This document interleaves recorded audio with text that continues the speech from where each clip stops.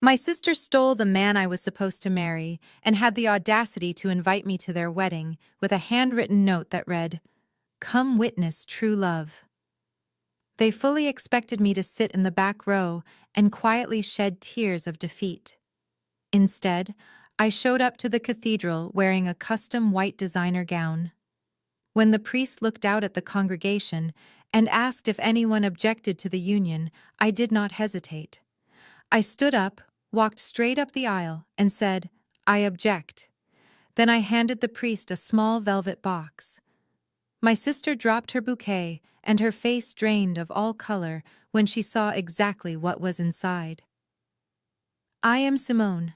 I am 35 years old, an African-American woman who built a highly successful career as a financial fraud investigator. Before I tell you exactly what was in that box and how I legally dismantled my family-perfect facade, let me know where you are watching from in the comments below. Hit the like button and subscribe if you have ever had to cut off toxic relatives who mistook your silence for weakness. It was a Tuesday afternoon when the mail arrived. I had just wrapped up a massive corporate audit for a client and walked down to the lobby of my building to check my mailbox. Among the bills and catalog magazines was a thick square envelope made of heavy textured paper. The calligraphy on the front was unmistakable. It was my mother, Patricia, handwriting. She had spent hours perfecting those loops and swirls. When I broke the wax seal, a piece of heavy cardstock slid into my hand along with a smaller piece of personalized stationery. The gold foil lettering gleamed under the hallway lights. It announced the upcoming holy matrimony of Dominique and Trey. Just reading his name next to hers sent a hot spike of anger through my chest. Trey was the man who had proposed to me less than a year ago in a crowded restaurant while my family cheered. And Dominique was the sister who had always wanted whatever was mine. But the invitation itself was not the true insult. The insult was the handwritten note tucked neatly behind it. Dominique had written it in her signature purple ink. Simone, I know things ended messily between you and Trey, but he and I found our soulmates in each other. We are family, and family supports family no matter what. Please come witness true love. Wear something understated. Understated. That was her polite way of telling me to blend into the background, to disappear so she could shine in the spotlight she had stolen. I stood there in the lobby staring at the purple ink, feeling the familiar weight of being the family scapegoat pressing down on my shoulders. For as long as I could remember, my role in our family was to be the foundation that everyone else stepped on to elevate themselves. If I achieved something, it was downplayed. If Dominique wanted something, the earth was moved to give it to her. I was the reliable one, the one with the steady income and the sensible career, the one who was expected to absorb the blows and keep moving forward without making a scene. Just as I crushed the note in my fist, my phone buzzed in my pocket. The caller ID flashed a photo of my mother, Patricia. I took a deep breath, composing my voice, masking the swirling hurricane of betrayal and rage. I swiped answer, fully expecting a delicate, perhaps guilty conversation about the invitation. I was foolish to expect anything resembling empathy from her. Simone, tell me you got the mail, my mother demanded the second the call connected. No, hello? No asking how my day was going. Just a demand. Yes, Mom, I got it, I replied, keeping my tone perfectly neutral. Good. Patricia sighed sharply into the receiver. Listen, Trey is family now, and you know your sister has completely maxed out all of her credit cards on the floral arrangements and the dress. She deserves a beautiful day after all the stress she has been under. The catering bill is $15,000, and I need you to wire the money to the venue by tomorrow morning. I actually laughed. A harsh, dry sound that echoed in the empty lobby. You want me to pay $15,000 for the wedding of the man who cheated on me with my own sister? Patricia, voice immediately dropped an octave, shifting into the sharp, disappointed tone she always used to discipline me when I was a child. Do not be bitter, Simone. You always were too focused on your spreadsheets and your career to keep a man happy. Trey needed someone with warmth and passion. Just pay the caterer like a good big sister. You owe Dominique anyway. You completely ruined her sweet 16 party by getting your college acceptance letters on the same weekend and stealing her thunder. It is the least you can do." The sheer audacity of her words hung in the air. She was actually blaming me for Trey cheating and demanding I fund the celebration of my own humiliation. I did not yell. I did not cry. I simply looked at the crumpled purple note in my hand and made a decision. I would not be their victim anymore. "I will see what I can do, Mom," I said softly, and ended the call. I was going to that wedding, but I was not going to sit in the back. The very next evening was the official engagement dinner. Patricia had booked a private dining room at an overly expensive downtown restaurant that Trey could never afford on his own. I knew walking into that room would be like walking into a lion enclosure wearing a raw steak. But as a fraud investigator, my job is to gather evidence before closing the trap. I needed to see them. I needed to see exactly how comfortable they were in their betrayal. I arrived exactly 15 minutes late. The hostess guided me through the arched mahogany doors into the private suite. The room was already buzzing with the clinking of champagne glasses and the loud, obnoxious laughter of Trey and his fraternity brothers. The moment I stepped inside, the noise dropped by half. A dozen heads turned in my direction. I could feel the collective gaze of my extended family raking over me. Aunt Renee stopped mid-sentence, her mouth hanging open. Uncle Calvin suddenly found the pattern on his silk tie incredibly interesting. They were all waiting for the jilted older sister to break down. They wanted a show. I refused to give them one. I wore a tailored emerald green suit that fit me perfectly. My hair was flawlessly styled and my makeup was immaculate. I did not look like a woman who had been discarded. I looked like a woman who owned the building. I walked straight over to the bar, ordered a sparkling water with lime, and turned to face the room. Across the sea of uncomfortable faces, I spotted them. Dominique was wearing a white cocktail dress that looked suspiciously like a bridal gown. She was clinging to Trey's arm like a shiny new accessory. Trey was wearing a tailored navy suit I had bought him for his birthday last year. The absolute nerve of this man. As soon as Dominique saw me, her fake smile faltered for a fraction of a second before stretching even wider. She practically dragged Trey across the Persian rug toward me. "Simone, you made it?" Dominique squealed, leaning in to air-kiss my cheeks. She intentionally brought her left hand up to brush my shoulder, making sure the massive 3-carat diamond ring caught the light from the chandelier above us. "I am so glad you decided to be the bigger person and come celebrate us." Trey stood slightly behind her, shifting his weight from foot to foot. He could not even meet my eyes. He looked down at his expensive leather shoes and muttered a quick thanks for coming, Simone. I smiled warmly, a completely hollow, calculated smile. "I would not miss this for the world, Dominique. The ring is beautiful." How did Trey manage to afford a 3-carat diamond on a startup salary? Trey flinched visibly. Dominique rushed to fill the silence, waving her hand dismissively. "Oh, you know, Trey is brilliant. His business is taking off, and we are just so blessed." Before I could press further, the sharp clinking of a silver spoon against crystal cut through the tension. Patricia was standing at the head of the long banquet table, raising her champagne flute. She wore a smug, triumphant expression. "Everyone, please take your seats," Patricia announced, her voice projecting across the room. "It is time for a toast." I took my assigned seat, which of course was situated near the swinging kitchen doors far away from the head of the table. I sat perfectly straight, folding my hands in my lap as the waiter poured champagne. Patricia cleared her throat and smiled lovingly at Dominique and Trey. "Family and friends, we are gathered here tonight to celebrate a union that we all knew was meant to be. Dominique, my beautiful baby girl, you have always been the light of this family. And Trey, we are so thrilled to officially welcome you into the fold." She paused, letting her eyes drag deliberately down the length of the table until they locked onto me. The room went completely still.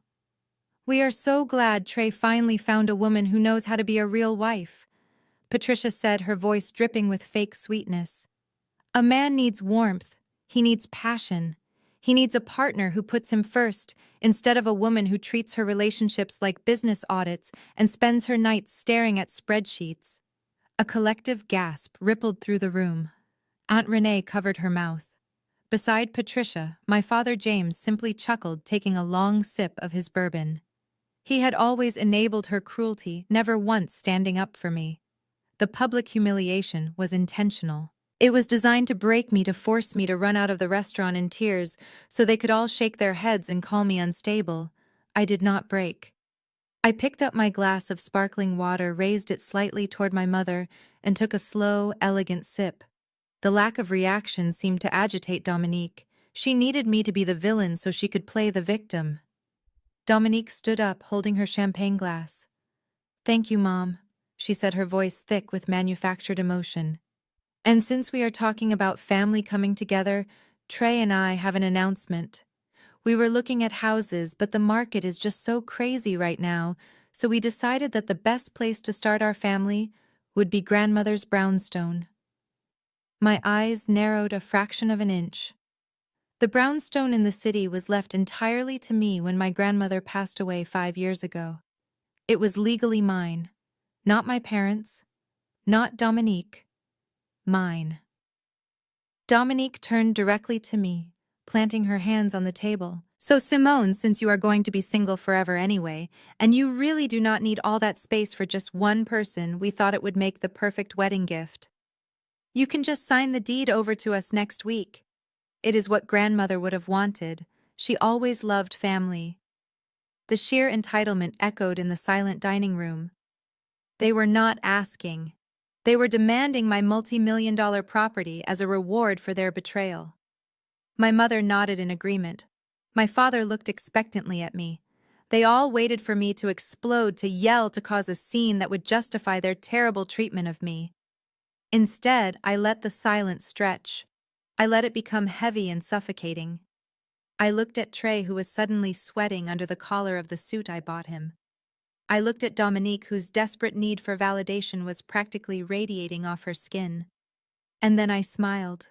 A genuine, chilling smile. I leaned forward, resting my elbows on the white tablecloth. "I will make sure you get exactly what you deserve for your wedding, Dom," I said, my voice perfectly calm and smooth. Dominique beamed, clapping her hands together. "Oh, Simone, thank you. I knew you would understand." The family let out a collective sigh of relief, thinking the scapegoat had submitted once again. The dinner resumed with loud chatter and clinking glasses. They thought they had won. They had no idea that while they were eating their roasted duck and caviar, I was already planning the forensic accounting investigation that would destroy their lives. The moment I returned to my apartment that night, I went straight to my home office. I bypassed the light switch, leaving the room illuminated only by the harsh glow of my 3 computer monitors. I booted up my secure terminal and logged into the databases I used for work. Something about Trey having a sudden influx of cash to buy a 3-carat diamond ring while allegedly struggling with a startup company set off every professional alarm bell in my head. Math does not lie. And Trey's math was not making any sense. I started with public records. I ran a basic credit sweep on Trey, using the information I still had from when we applied for an apartment together 2 years ago. The results populated on my screen in seconds. My jaw tightened as I scrolled through the data. Trey had 6 maxed-out credit cards, 2 accounts in collections, and tens of thousands of dollars in unpaid parking tickets and municipal fines. He was drowning in debt. There was absolutely no way he legally financed that diamond ring or the expensive suits he had been parading around in. But that was just the surface. I dug deeper. I pulled the corporate filings for his so-called startup company. It was registered as an LLC in Delaware, but the business address was a cheap P.O. box in a strip mall. No employees, no revenue history, just a shell company. I leaned back in my ergonomic chair, staring at the glowing screens. If he had no money and horrible credit, how was he funding this lavish wedding lifestyle? How was Dominique maxing out credit cards when she only worked part-time at a boutique? I pulled up my own credit report. It was a routine check, something I did every quarter out of habit. But this time when the page loaded, my blood ran cold. There was a massive bright red flag glaring at me from the screen. A new business loan had been opened 6 months ago. The exact time Trey claimed his startup was finally getting off the ground. The loan was for $150,000, and it was taken out under my social security number.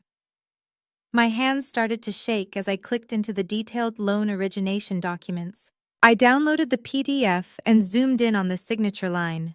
Someone had forged my signature, but it was not a clumsy forgery. It was a perfect replica of my handwriting. The kind of replica only someone who had lived with me, someone who had access to my old notebooks and tax documents could pull off. Dominique. I felt a physical wave of nausea wash over me. My own sister and my fiancé had stolen my identity. But the horror did not stop there. As I read through the collateral section of the loan agreement, I stopped breathing completely. They had not just taken out an unsecured loan, they had used my grandmother's brownstone, the property I legally owned outright, as collateral to secure the $150,000. If they defaulted on this fraudulent loan, the bank would foreclose on my home. They were not just stealing my fiancé, they were trying to steal my entire financial future and leave me homeless while they played house in my property. The betrayal was so deep, so malicious, that it pushed past anger and settled into a state of absolute icy clarity. The crying was over. The hurt was gone. Now it was purely business. I did not call the police. Calling the police right now would tip them off. It would give Trey time to destroy documents, and Dominique time to run crying to our mother to hire a defense attorney. No, I needed to trap them so completely that they could never escape. The next morning at exactly 8 o'clock, I was sitting in the sleek glass conference room of my lawyer's office ready to flip the board. My attorney, Kenneth, sat across the polished mahogany table of his downtown office reviewing the loan documents. I had brought him the digital files, the forged signatures, and the property deed. He looked up, adjusting his heavy-framed glasses. His expression was a mix of professional shock and deep concern. "Simone, this is a textbook felony," he said, tapping the paper. "They used your social security number to secure $150,000. We can have them arrested before noon."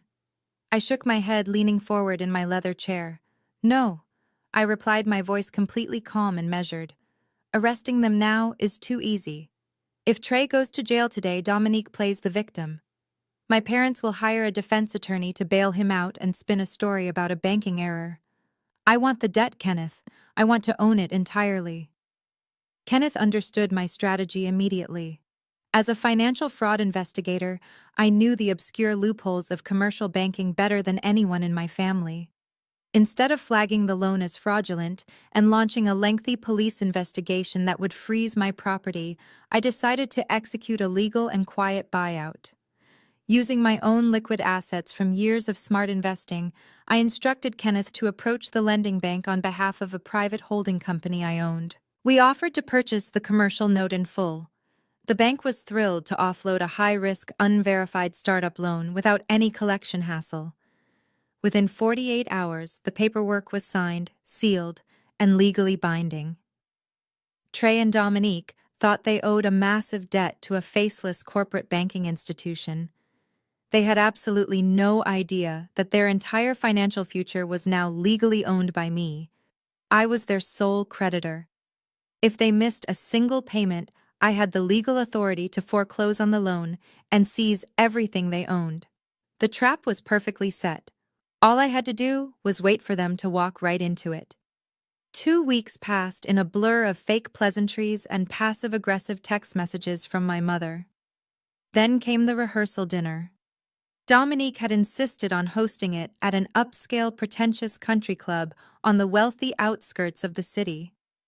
I arrived wearing a sleek charcoal dress that screamed silent luxury, true to form. Dominique had orchestrated every single detail to ensure I felt as uncomfortable and marginalized as possible. When the hostess led me to my assigned seat, I actually had to suppress a laugh. I was placed at a tiny wobbly table shoved into the darkest corner of the banquet hall, right next to the swinging kitchen doors.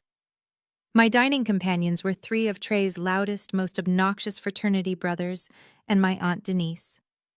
Aunt Denise spent the first 20 minutes of the meal offering me unsolicited prayers for my season of loneliness and asking if I had considered joining a church singles group.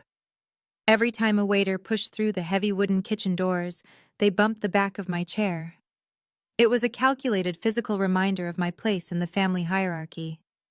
Across the room, Dominique sat at the center of the head table, glowing under the warm pendant lights, holding court like a queen among her loyal subjects. My mother, Patricia, fluttered around her, making sure every wineglass was full, every napkin was perfectly folded, and every guest knew how perfect the couple was. Not once did my parents look in my direction. I sat there calmly eating my heavily overcooked salmon, letting them enjoy their false sense of superiority. They thought they had buried me. They did not know I was a seed ready to break the concrete.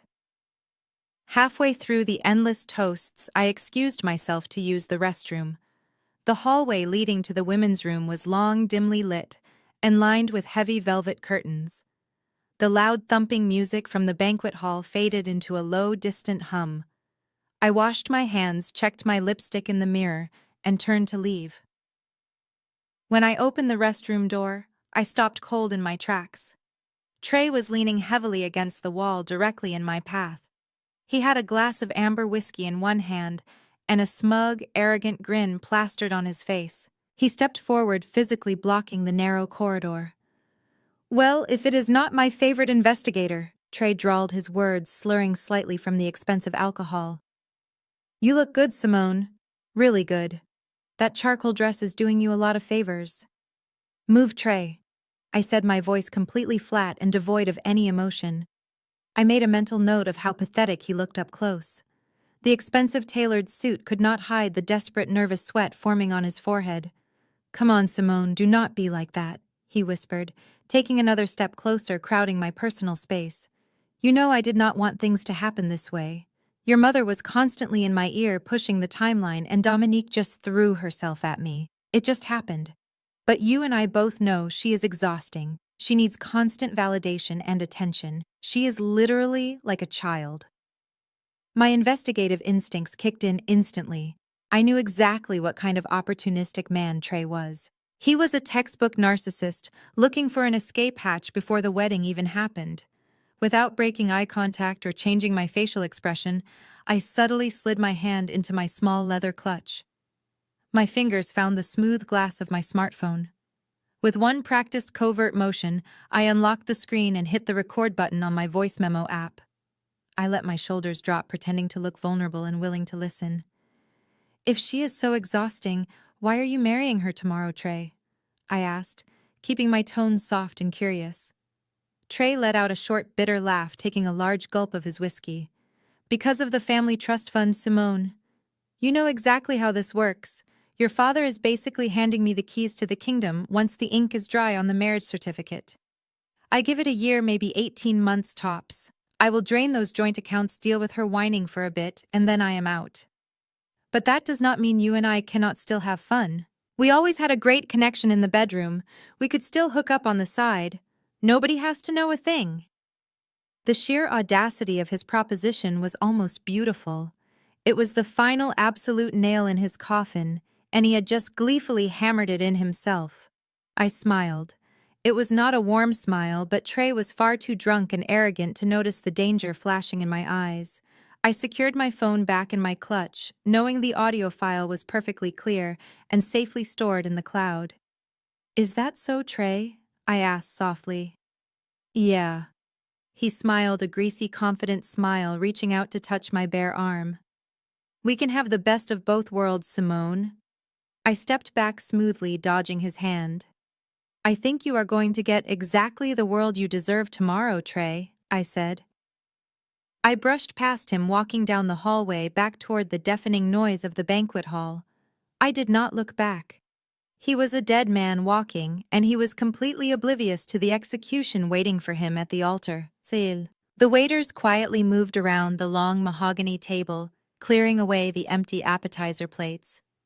The ambient chatter in the private dining room was loud, a mix of forced laughter and the clinking of heavy silverware. I sat quietly in my assigned seat near the kitchen doors, observing the dynamics of the room like a crime scene. Dominique was holding court at the center of the table, her hand resting aggressively on Trey's arm, making sure the 3-carat diamond ring caught the light from the crystal chandeliers overhead. I watched Trey. He looked incredibly uncomfortable, shifting in his tailored suit, drinking his whiskey a little too fast. Suddenly, the sharp ringing of silver against crystal cut through the noise. My mother, Patricia, was standing at the head of the table, a half-empty champagne flute in her hand. A proud, radiant smile stretched across her perfectly made-up face. She waited until every single conversation in the room stopped, and all eyes were on her. Family and friends. Patricia began, her voice projecting effortlessly across the room. We are gathered here tonight to celebrate something truly special. We are here to celebrate love in its purest form. She paused, letting her eyes sweep over the guests before resting warmly on my sister.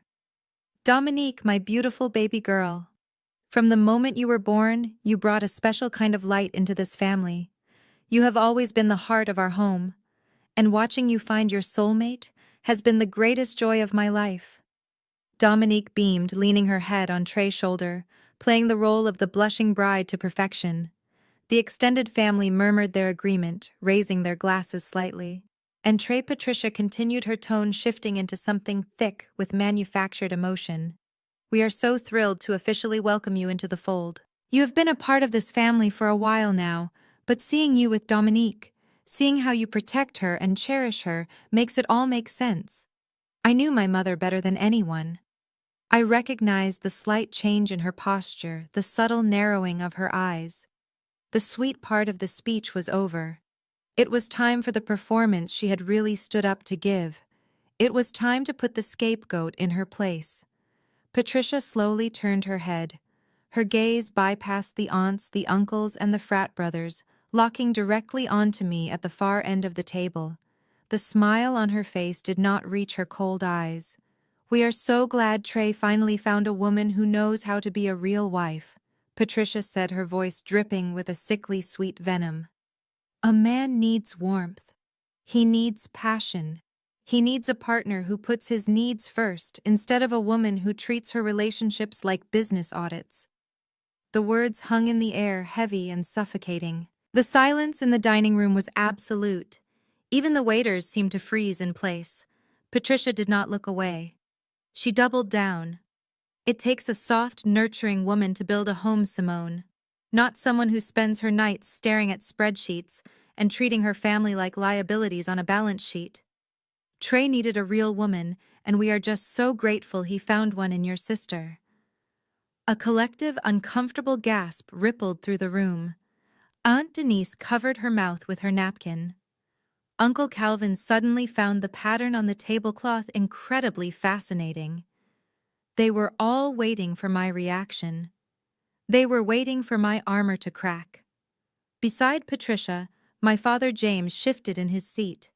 Instead of stepping in, instead of defending his eldest daughter from a cruel, unprovoked public attack, he simply shook his head, took a long sip of his bourbon, and chuckled. It was a low, cowardly sound. He had always been the enabler. Growing up, whenever Patricia would tear me down to build Dominique up, James would just look away. When I graduated at the top of my university class, and my mother refused to attend because Dominique had a minor cheerleading competition, my father just handed me a $50 bill and told me to stop being so sensitive. His chuckle right now was his way of validating my mother's cruelty, keeping the peace in his marriage at the expense of my dignity. They all wanted a show. They wanted the jilted older sister to burst into tears. They wanted me to yell, to throw my drink, to storm out of the restaurant so they could spend the rest of the evening shaking their heads and whispering about how unstable and bitter I was. They needed me to be the villain so Dominique and Trey could be the undisputed victims of my jealousy. I refused to give them the satisfaction. As a financial fraud investigator, I have sat across the table from corporate embezzlers, pathological liars, and desperate criminals. I know how to control a room by doing absolutely nothing. I kept my breathing steady. I kept my shoulders relaxed. I maintained a stone-cold, impenetrable composure. I reached out with a steady hand, picked up my glass of sparkling water, and raised it slightly in my mother's direction. I offered her a small, chillingly calm smile. The kind of smile a predator gives right before the trap snaps shut. I took a slow, elegant sip of my water and gently set the glass back down on the table without making a single sound. My lack of reaction seemed to suck the oxygen right out of Patricia's lungs. Her smug, triumphant expression faltered. She blinked her hand, trembling just a fraction of an inch around her champagne flute. She had fired her best shot, and it had bounced right off me. Dominique shifted uncomfortably in her seat. Her grand moment of victory was being ruined by my absolute silence. She needed me to break so she could feel superior. Trey refused to look in my direction altogether, keeping his eyes firmly glued to his empty plate. He knew exactly what I was capable of, and my silence terrified him far more than any screaming match ever could. To everyone else in the room, I looked like a woman who had simply accepted defeat. But behind my calm exterior, my mind was working at lightning speed. Every cruel word my mother spoke, every cowardly chuckle from my father, every smug look from my sister was being carefully catalogued. They thought this dinner was a victory lap. They thought they had successfully humiliated me into submission. They did not realize that I was studying them, memorizing their arrogance, so I could use it against them later. Patricia cleared her throat awkwardly, the silence stretching a few seconds too long. Well, to the happy couple, she finished hastily, her voice losing its previous theatrical flair. To the happy couple, the room echoed weakly, raising their glasses in a disjointed chorus. I did not touch my glass again. I simply sat there watching the facade of their perfect family begin to crack under the weight of my indifference. The dinner was far from over, and I knew Dominique could not stand being ignored. She was going to try again. She was going to push harder to get a reaction out of me, and I was more than ready for whatever trap she thought she was setting next. The dinner conversation had resumed, flowing around me like a polluted river. Dominique bathed in the afterglow of my mother toast, and my apparent submission was practically vibrating with toxic energy. She was high on the power of the room, high on the validation she drew from putting me down. She reached out and patted Trey's hand, her 3-carat ring catching the light once again. He offered a strained smile, his eyes darting toward me before quickly looking away. He knew something was wrong. He could sense the shift in the atmosphere, even if Dominique was completely oblivious. Suddenly, Dominique clapped her hands together, leaning forward across the table. Her eyes were bright with a manic kind of excitement. She had won the battle, but she wanted to utterly decimate me. You know, Simone, she started, her voice carrying over the low hum of conversation. Since we are all here and we are talking about the future, I had an idea. A really great idea. I slowly turned my head to look at her, keeping my expression perfectly neutral. What kind of idea, Dominique? I asked softly. She flashed a brilliant manufactured smile. Well, Trey and I have been looking at houses. We really want to start our family soon, and you know the market is just so difficult right now. It is impossible to find anything suitable in the city. I waited, not offering her any help or encouragement. The silence stretched, forcing her to continue. And then I realized she said, her smile widening into something almost feral. We already have the perfect family home, Grandmother Brownstone. It is just sitting there. And since you are going to be single forever anyway, you really do not need all that space for just one person. It is honestly a little sad for you to rattle around in that big house all alone. The sheer audacity of her words hung in the air. The brownstone had been left exclusively to me by my grandmother, a woman who had seen through my mother's manipulation and Dominique's selfishness.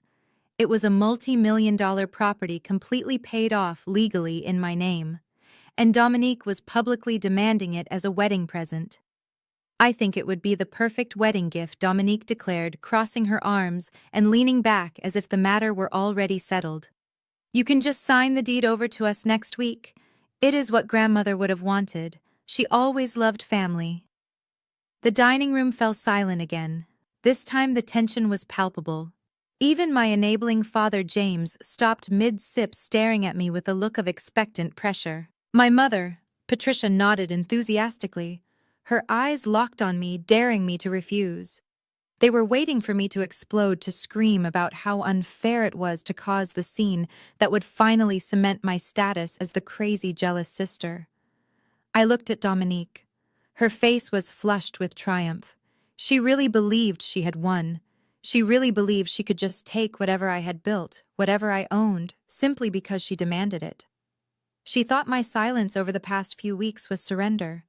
She had no idea it was strategy. I did not raise my voice. I did not glare. I picked up my glass of red wine, swirling the dark liquid thoughtfully. I brought the rim to my lips, took a slow, deliberate sip, and swallowed.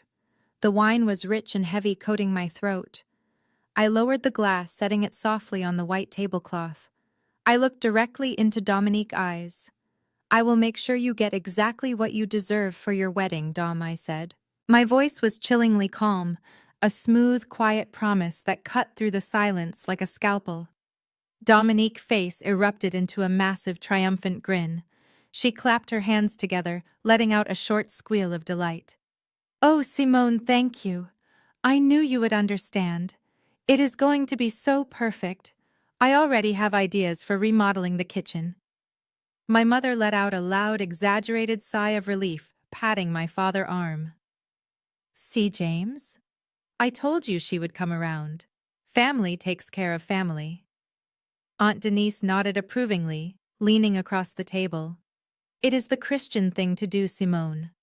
The Lord will reward your generosity." The entire table erupted into relieved chatter, the tension evaporating in an instant. They took my words as total submission. They believed I had finally broken under the weight of their collective pressure, that I was handing over my most valuable asset just to buy their conditional love and peace. Trey, however, was not celebrating. He was staring at me, his face pale, the forced smile completely gone from his lips. He was the only one in the room who understood the danger in my calm demeanor. He had seen me dismantle corporate executives during investigations, stripping away their lies until they were left with nothing. He knew that I never promised anything I did not intend to deliver. And he knew deep down that what they truly deserved was not a multi-million-dollar brownstone. I picked up my fork and took a small bite of my dinner, chewing slowly. My mind was already leagues ahead of them. They wanted the brownstone. They thought they were entitled to it. They had no idea that I already held the deed, the mortgage, and the full legal power to crush them. The engagement dinner was a resounding success as far as my family was concerned. They ate their expensive desserts, drank their vintage champagne, and toasted to the happy couple, oblivious to the fact that they were dancing on the edge of a cliff, and I was the one holding the remote detonator.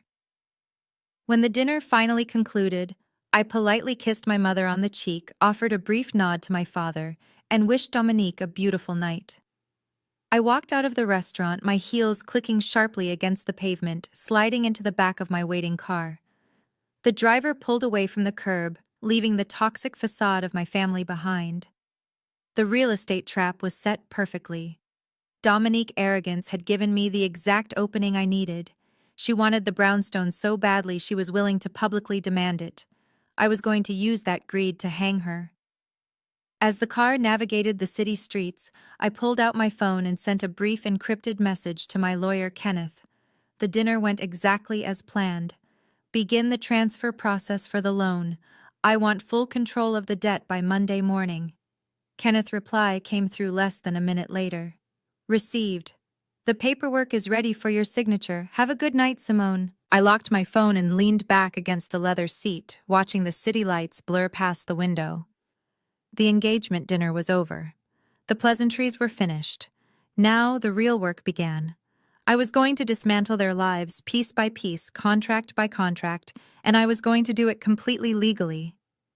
When I stepped through the front door of my home, the silence was a welcome relief from the toxic noise of the restaurant.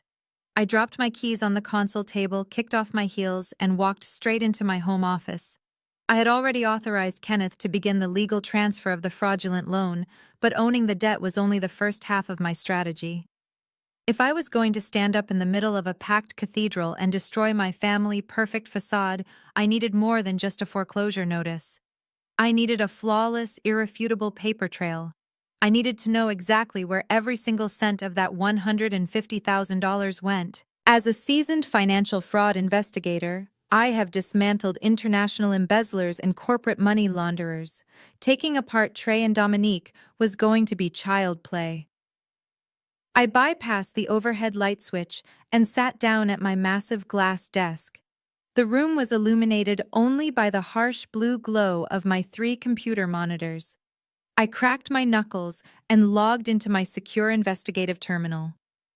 My professional instincts had been screaming at me all night.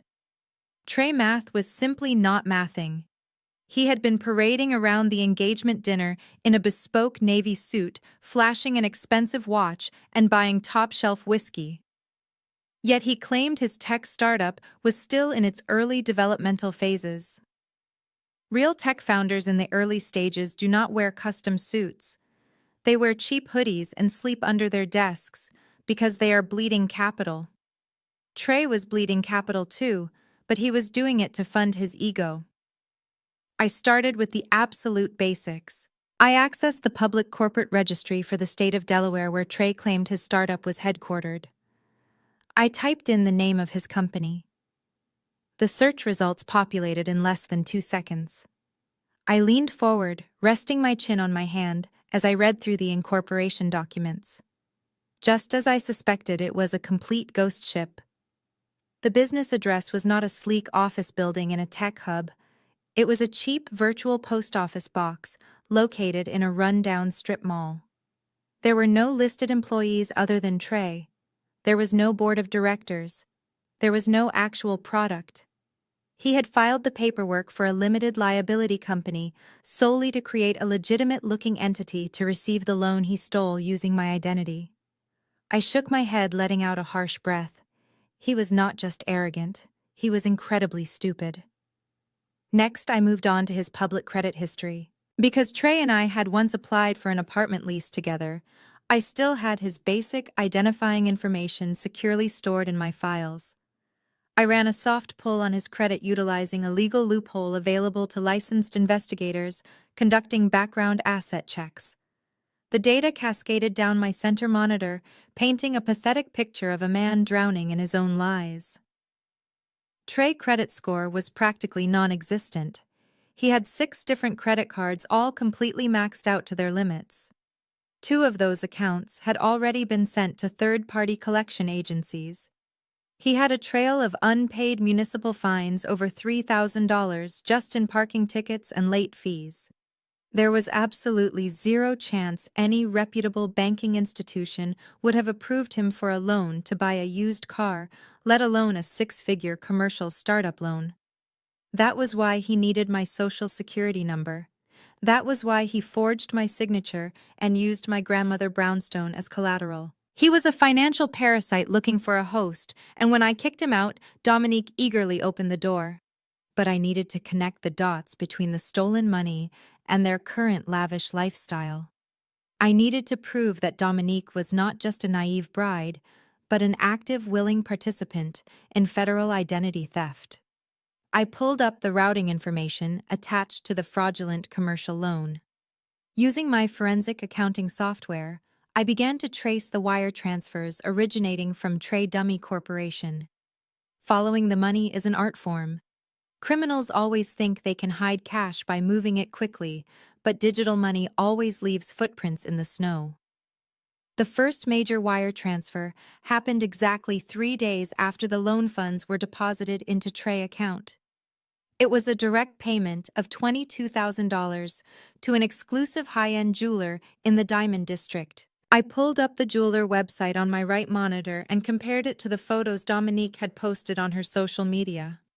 There it was, the 3-carat emerald-cut diamond ring she had practically shoved in my face at the dinner table. My sister was wearing $22,000 of stolen money on her left ring finger. I documented the transfer, taking a high-resolution screenshot and saving it to a heavily encrypted master file on my desktop. I labeled the file the kill shot. I kept tracing the funds. The next outgoing wire was for $14,000, directed to a luxury car dealership. Trey had leased a high-end European sports car, paying the first year entirely upfront in cash to avoid a credit check. That explained how he was suddenly driving a vehicle he had no business sitting in. But the most damning piece of evidence, the piece that completely sealed Dominique's fate, appeared near the bottom of the ledger. 2 months ago, Trey initiated a direct wire transfer of $35,000. The receiving account was not a vendor or a business expense. It was a personal checking account. I ran a quick verification on the account number. It belonged to Dominique. My fingers flew across the keyboard, pulling the transaction history of Dominique's account to see exactly how she spent the stolen funds. It was a masterclass in frivolous narcissism. She had used my stolen money to pay off her own maxed-out credit cards. She had paid the non-refundable deposits for the cathedral, the floral arrangements, and the caterer. She had even purchased her custom bridal gown using funds that were legally tied to my name and my property. She knew. Dominique knew exactly where the money came from. Trey could not have hidden a $150,000 windfall from her, especially when he was actively transferring tens of thousands of dollars directly into her bank account. She knew they had forged my signature. She knew they had put a lien on the brownstone our grandmother left me.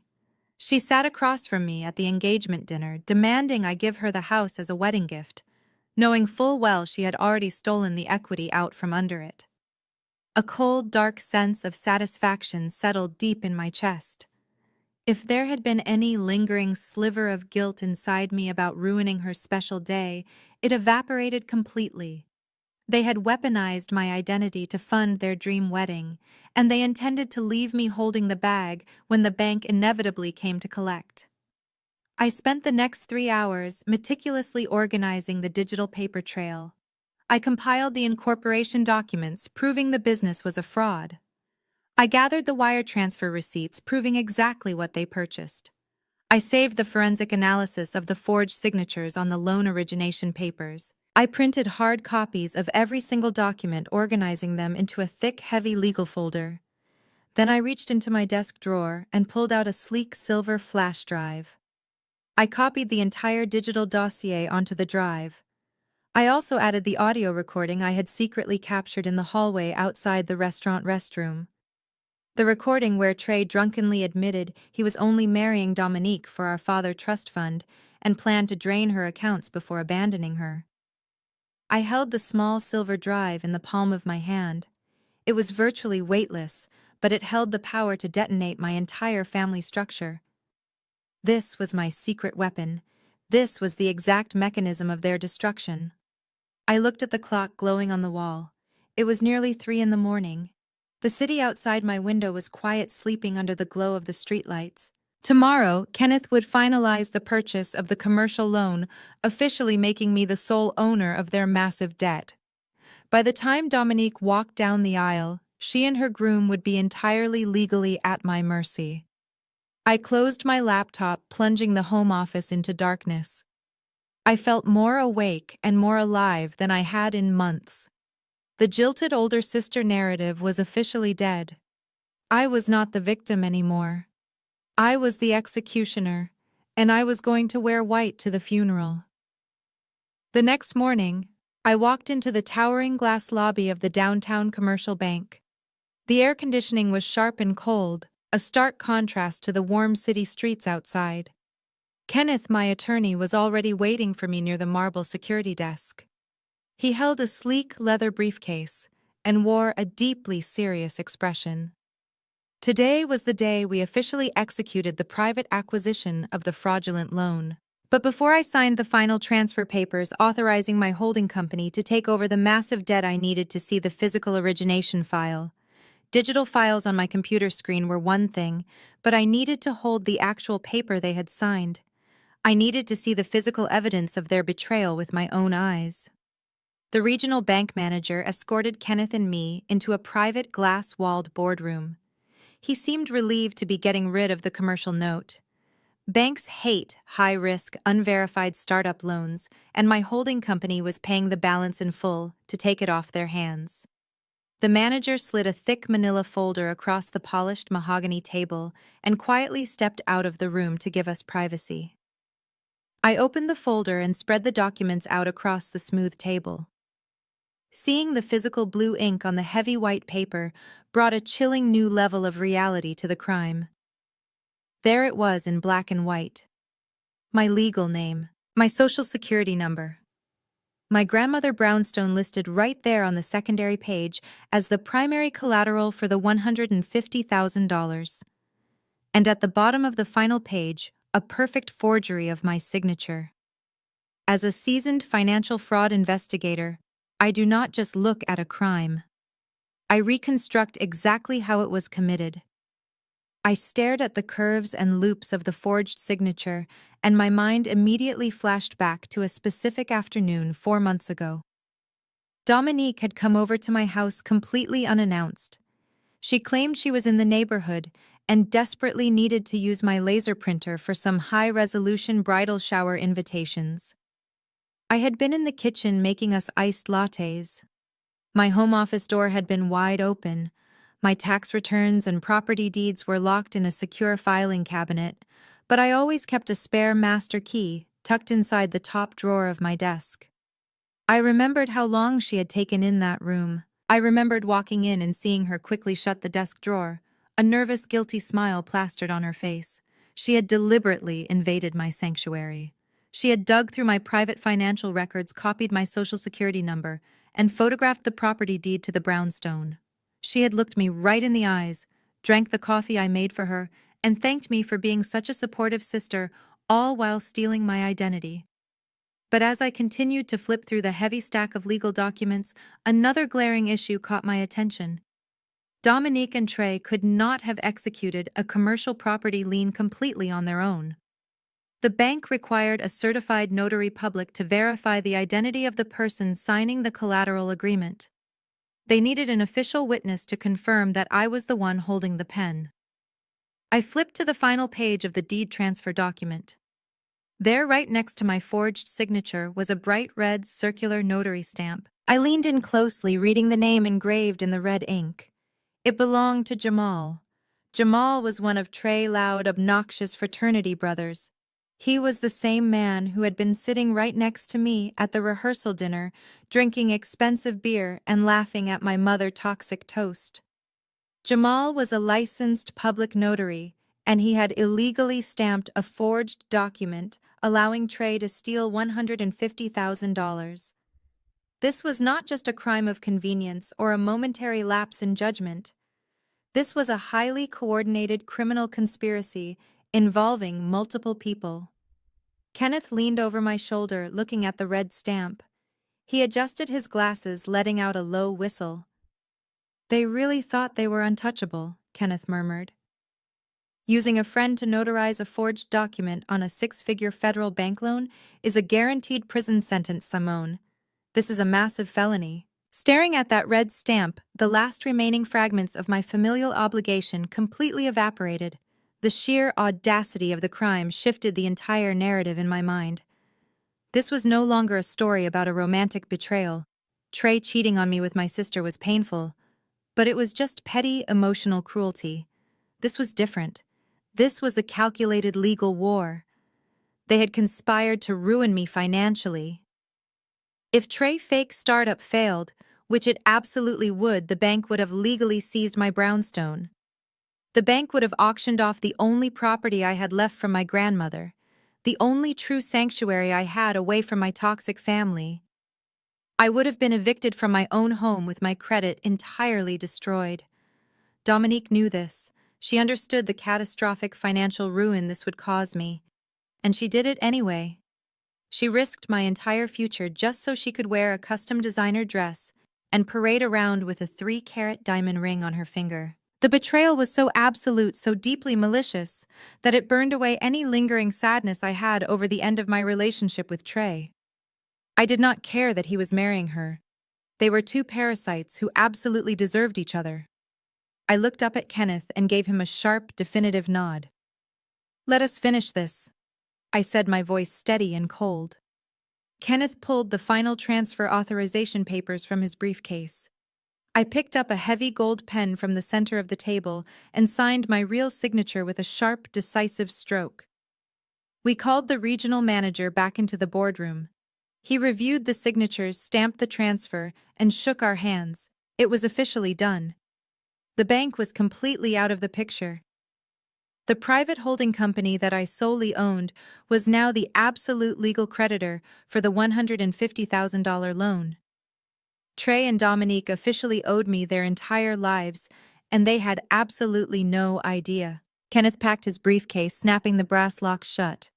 "I will have the formal foreclosure notices and the civil lawsuit papers drafted by this afternoon, Simone," he said. "Everything will be ready for you by tomorrow morning." "Thank you, Kenneth," I replied, turning to walk out of the glass room. "Make sure the papers are printed on heavy stock. I want them to feel the weight of what they did." As I walked out of the bank and stepped into the bright, bustling city streets, my phone buzzed inside my leather purse. I pulled it out and looked at the glowing screen. It was a text message from Dominique. "Hey Simone, just a reminder that the bridesmaids' luncheon is tomorrow at noon. Please wear pastel colors so you do not clash with the aesthetic of my photos. And do not forget to bring the deed to the brownstone. We really need to get the remodeling started right after the honeymoon. Love you." I stood on the crowded sidewalk staring at the message. The staggering entitlement was almost comical. She was sitting in a luxury apartment paid for by my stolen identity, demanding I hand over the house she had already secretly mortgaged. She was playing the role of the stressed, demanding bride, completely oblivious to the fact that she had just committed a federal felony against the one person who could destroy her. I did not feel angry anymore. I felt an overwhelming sense of calm. The kind of calm that comes right before a massive storm makes landfall. I typed a quick, simple reply. "I have everything prepared for the wedding, Dom. See you tomorrow." I locked my phone, dropped it back into my purse, and hailed a cab. The investigation was over. The trap was fully armed. All that was left to do was attend the wedding and burn their perfect fake world to the ground. As the cab navigated through the heavy downtown traffic, my mind was entirely focused on the mechanics of the trap I had just armed. Liquidating $150,000 might sound like a massive undertaking to a normal person, but for me, it was nothing more than a routine phone call. 5 years ago, I established a private limited liability company called Meridian Holdings to manage my personal investment portfolio. While my family thought I was just a boring auditor staring at spreadsheets, I had been quietly building substantial wealth. I called my wealth manager from the back seat of the cab and instructed him to transfer the funds. He did not ask questions. By the time the cab pulled up to my apartment building, the wire transfer had already cleared the commercial bank. The sheer beauty of the setup was its absolute secrecy. When Trey and Dominique signed that fraudulent loan, they believed they were borrowing from a massive, faceless financial institution. They assumed that if they defaulted, they would get automated warning letters and generic phone calls from a call center. They thought they would have months to negotiate or hide their assets before any real consequences arrived. They had absolutely no idea that Meridian Holdings was entirely owned and operated by me. I did not have a board of directors to consult. I did not have corporate grace periods. I was their sole creditor. The second I decided to call in the debt, their financial lives would be completely eradicated. Later that evening, a private courier arrived at my apartment. He handed me a thick leather portfolio from Kenneth. Inside were the finalized legal documents printed on heavy premium stock paper, exactly as I had requested. I spread them across my kitchen island, pouring myself a glass of expensive red wine. I read through the official notice of foreclosure. I reviewed the civil lawsuit for $150,000, citing felony identity theft and fraud. I even had a draft of the police report ready to be filed with the authorities. I traced my finger over the gold seal of my holding company. I was no longer the jilted older sister. I was the puppet master and my family was dancing on my stage. Instead of screaming or calling the police immediately, I had played chess, and I had just put them in checkmate. The next day at noon, I walked into the sunroom of an outrageously overpriced boutique hotel for the bridesmaid luncheon. True to Dominique instructions, I was wearing a tailored pastel blue dress. The room was dripping in white roses and tall crystal vases paid for entirely by the money they stole from me. Dominique was sitting at the head of a long table wearing a silk white pantsuit, laughing loudly with her friends. My mother Patricia was hovering behind her adjusting her hair and making sure the hired photographer captured her best angles. When I walked in, the laughter died down slightly. Dominique's friends offered me strained, polite smiles. They all knew the history. They all thought I was pathetically desperate for clinging to the family after my sister stole my fiancé. I took my seat quietly, placing my designer purse on the empty chair next to me. "Simone, you made it," Dominique said, her tone dripping with fake sweetness. "I was worried you might oversleep. You always work such crazy hours and you looked so tired the other night." "I would not miss this, Dom," I replied, offering a cool, composed smile. "The floral arrangements are stunning. They must have cost an absolute fortune." Dominique did not even flinch. She just waved her hand dismissively, her 3-carat ring flashing in the sunlight. "Oh, you know Trey wanted everything to be perfect. He has been doing so well lately with his business. We just decided not to spare any expense for our special day." It took every ounce of my professional restraint not to burst out laughing. She was bragging about spending my money while I sat right across from her holding her literal freedom in my hands. Patricia chimed in, pouring premium champagne into Dominique's glass. "Well, that is what happens when a man truly loves a woman," Patricia said, looking directly at me. "He provides. He makes sure she has the very best. It is a shame you never learned how to inspire that kind of generosity, Simone. Maybe if you catch the bouquet tomorrow, you will finally find a man who can handle your cold personality." I took a slow sip of my sparkling water, letting the insult wash over me. A month ago, that comment would have stung. It would have sent me spiraling into self-doubt, wondering why I was never enough for my family. But today, it meant absolutely nothing. Their insults were empty because their entire reality was fake. Dominique leaned across the table, her eyes shining with greedy anticipation. "Speaking of generosity, Simone, did you bring the paperwork for the brownstone? Trey and I were looking at paint samples last night, and we really want to get the contractors in there the day we get back from our honeymoon. The kitchen is just so outdated." The entire table went completely silent. Her friends stared at me wide-eyed, clearly shocked by her blatant entitlement. Even Patricia stopped pouring the champagne, waiting eagerly for my answer. I reached into my purse and pulled out a beautiful cream-colored envelope sealed with gold wax. I slid it across the glass table until it rested right in front of Dominique. I did not give her the deed, of course. Inside that envelope was a generic, pre-written congratulations card. But she did not need to know that right now.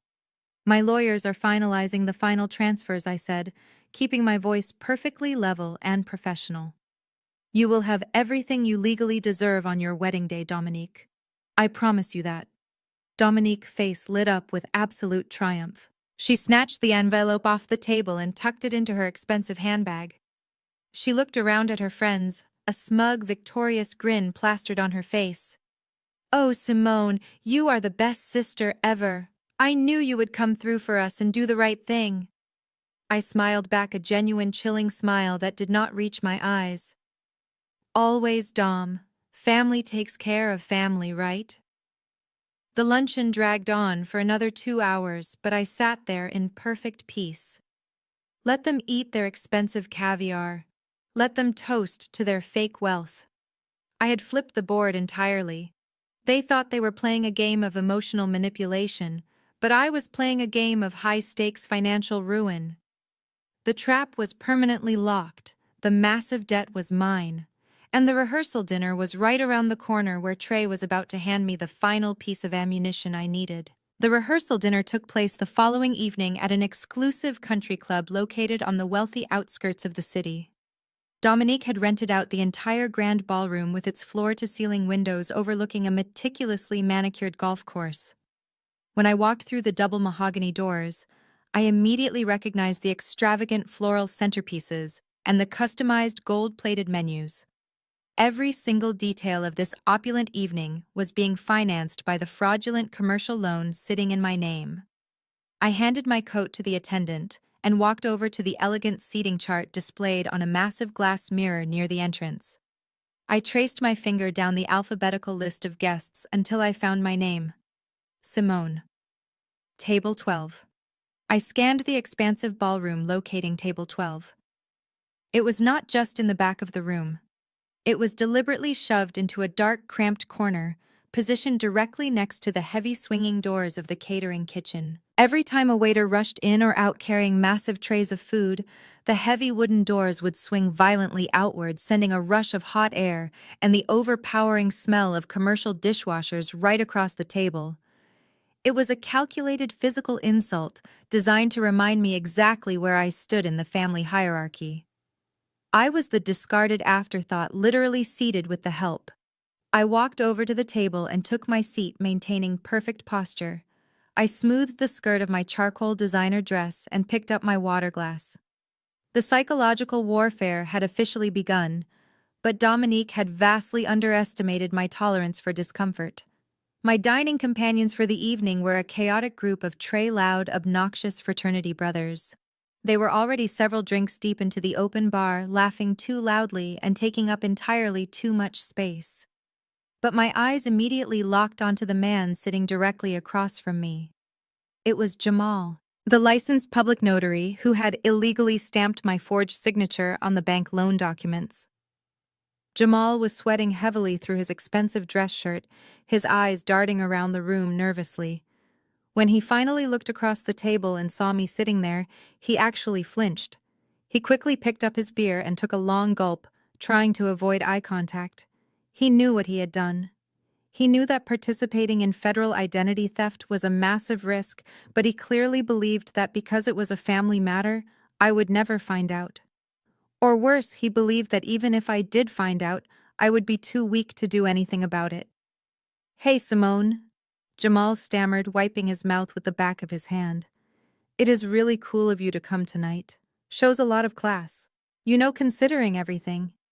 I rested my elbows on the table, interlacing my fingers, and offered him a long, unblinking stare. "I would not miss it for the world, Jamal," I said, keeping my voice perfectly level. "You know me. I always pay close attention to the details.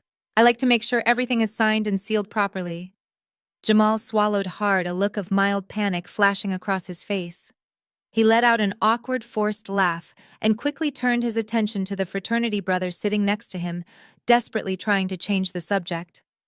I watched his hands shake slightly as he picked up his fork.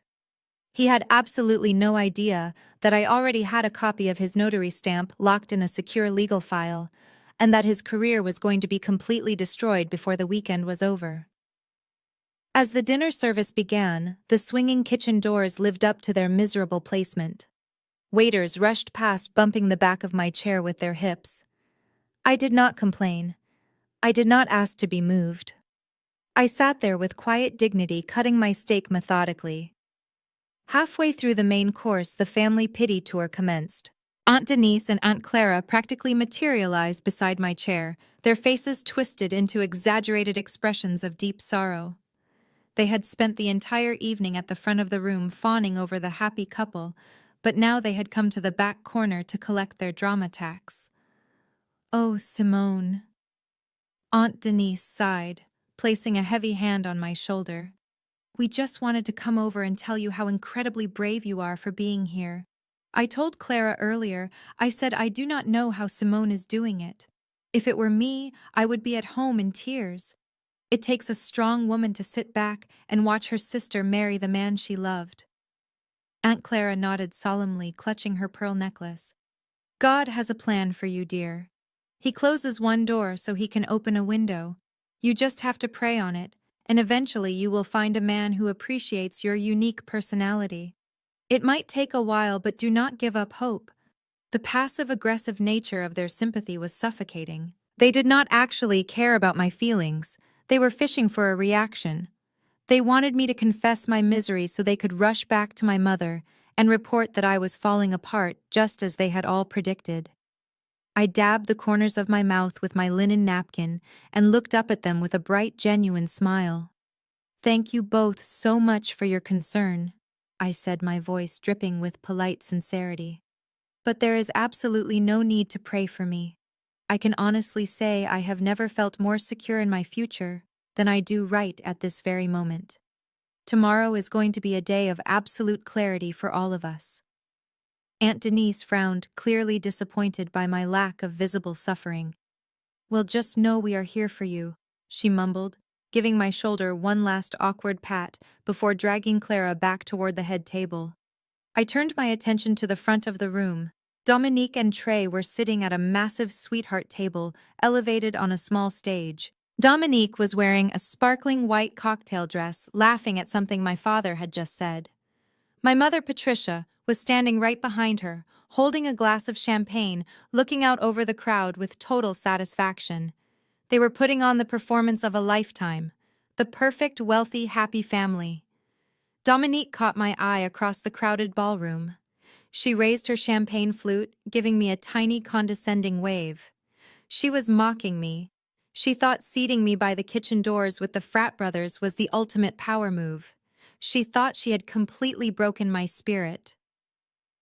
I picked up my glass of sparkling water and raised it right back to her, acknowledging the toast. I took a slow sip, savoring the cold, crisp water. They thought I was trapped in the corner eating scraps. They had no idea I was holding a loaded gun under the table. The fraudulent loan, the identity theft, the wire transfers, and the fake corporate filings were all locked and loaded. Every single insult, every single condescending smile, and every single attempt to humiliate me only made my grip on the trigger tighter. I ate my steak in total silence, a predator sitting perfectly still in the tall grass, just waiting for the sun to come up on wedding day. The heavy main course was finally cleared from the tables, replaced by delicate porcelain plates of tiramisu and small cups of dark roasted coffee.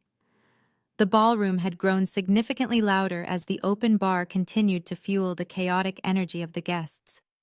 The frat brothers at my table were now loudly debating college sports, completely ignoring my presence, which suited me perfectly. But the stifling air of the room, thick with the scent of expensive perfume and roasted meats, was beginning to give me a slight headache. I needed a moment of absolute silence before enduring the final hour of this charade. I carefully placed my linen napkin on the table, picked up my small leather clutch, and stood up. I did not make eye contact with anyone as I navigated through the maze of crowded tables, walking toward the heavy double doors that led to the lobby. Once I slipped past the doors, the overwhelming noise of the ballroom instantly muffled into a dull, distant throb. The corridor leading to the restrooms was long and dimly lit, lined with thick velvet curtains and framed photographs of historic golf tournaments. The plush carpet absorbed the sharp clicking of my heels, creating a profound sense of isolation. I walked into the women's restroom, letting out a long, slow exhale as the heavy oak door swung shut behind me. The room was empty, smelling faintly of lavender soap and white lilies. I walked over to the marble vanity and turned on the cold water, letting it run over my wrists. I looked up at my reflection in the wide, brilliantly lit mirror. I looked exactly as I intended to look. Unbothered, polished, and completely untouchable. The charcoal designer dress hugged my frame perfectly, acting as a sleek layer of armor. I took a deep breath, centering my focus. I had successfully survived the dinner. The trap was locked. All I had to do was walk back out there, sit quietly for another 45 minutes, and then go home to prepare for the final execution tomorrow morning. I dried my hands on a thick monogram towel, checked my lipstick one last time, and pulled the heavy oak door open to head back to the ballroom. I stopped dead in my tracks. Trey was standing in the middle of the narrow hallway. He had clearly followed me out of the ballroom. He was leaning casually against the wall with one ankle crossed over the other, holding a heavy crystal glass filled with amber whiskey. The dim lighting of the corridor cast long shadows across his face, highlighting the arrogant smirk playing on his lips. When he heard the restroom door click shut, he slowly turned his head, looking me up and down with an expression of blatant hunger that made my skin crawl. "Well, look who is hiding from the party." Trey drawled, his voice thick with liquor and unearned confidence. "I am not hiding, Trey," I said, keeping my voice entirely flat. "I am simply using the restroom. Now please step aside. I am returning to my table." I took a step forward, expecting him to move out of the way. He did not. Instead, he pushed himself off the wall and took a deliberate step toward me, placing his large frame directly in the center of the narrow corridor. He physically blocked my path, trapping me between his broad shoulders and the heavy velvet curtains lining the wall. "What is the rush, Simone?" he asked, taking a slow sip of his whiskey. The ice clinked sharply against the crystal glass. "You have been sitting in that corner all night, looking like a queen who lost her throne. I just wanted to come check on you. Make sure you were holding up okay. You know, considering the circumstances." The sheer audacity of his condescension was staggering. He was the man who had cheated on me, stolen my identity, and forged my signature to take out a massive federal loan. Yet here he was, trying to play the benevolent, concerned friend. "I am perfectly fine, Trey," I replied, refusing to break eye contact. "In fact, I have never been better. Now move." Trey let out a low, patronizing chuckle. He took another step forward, invading my personal space.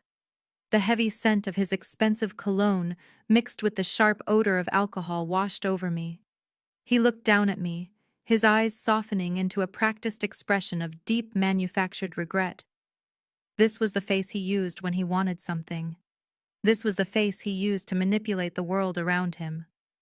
"Come on, Simone," he murmured, his voice dropping to a smooth, intimate whisper. "Do not be so cold. You and I both know you do not want to be out there pretending to be happy for us. And honestly, I do not want to be out there right now either."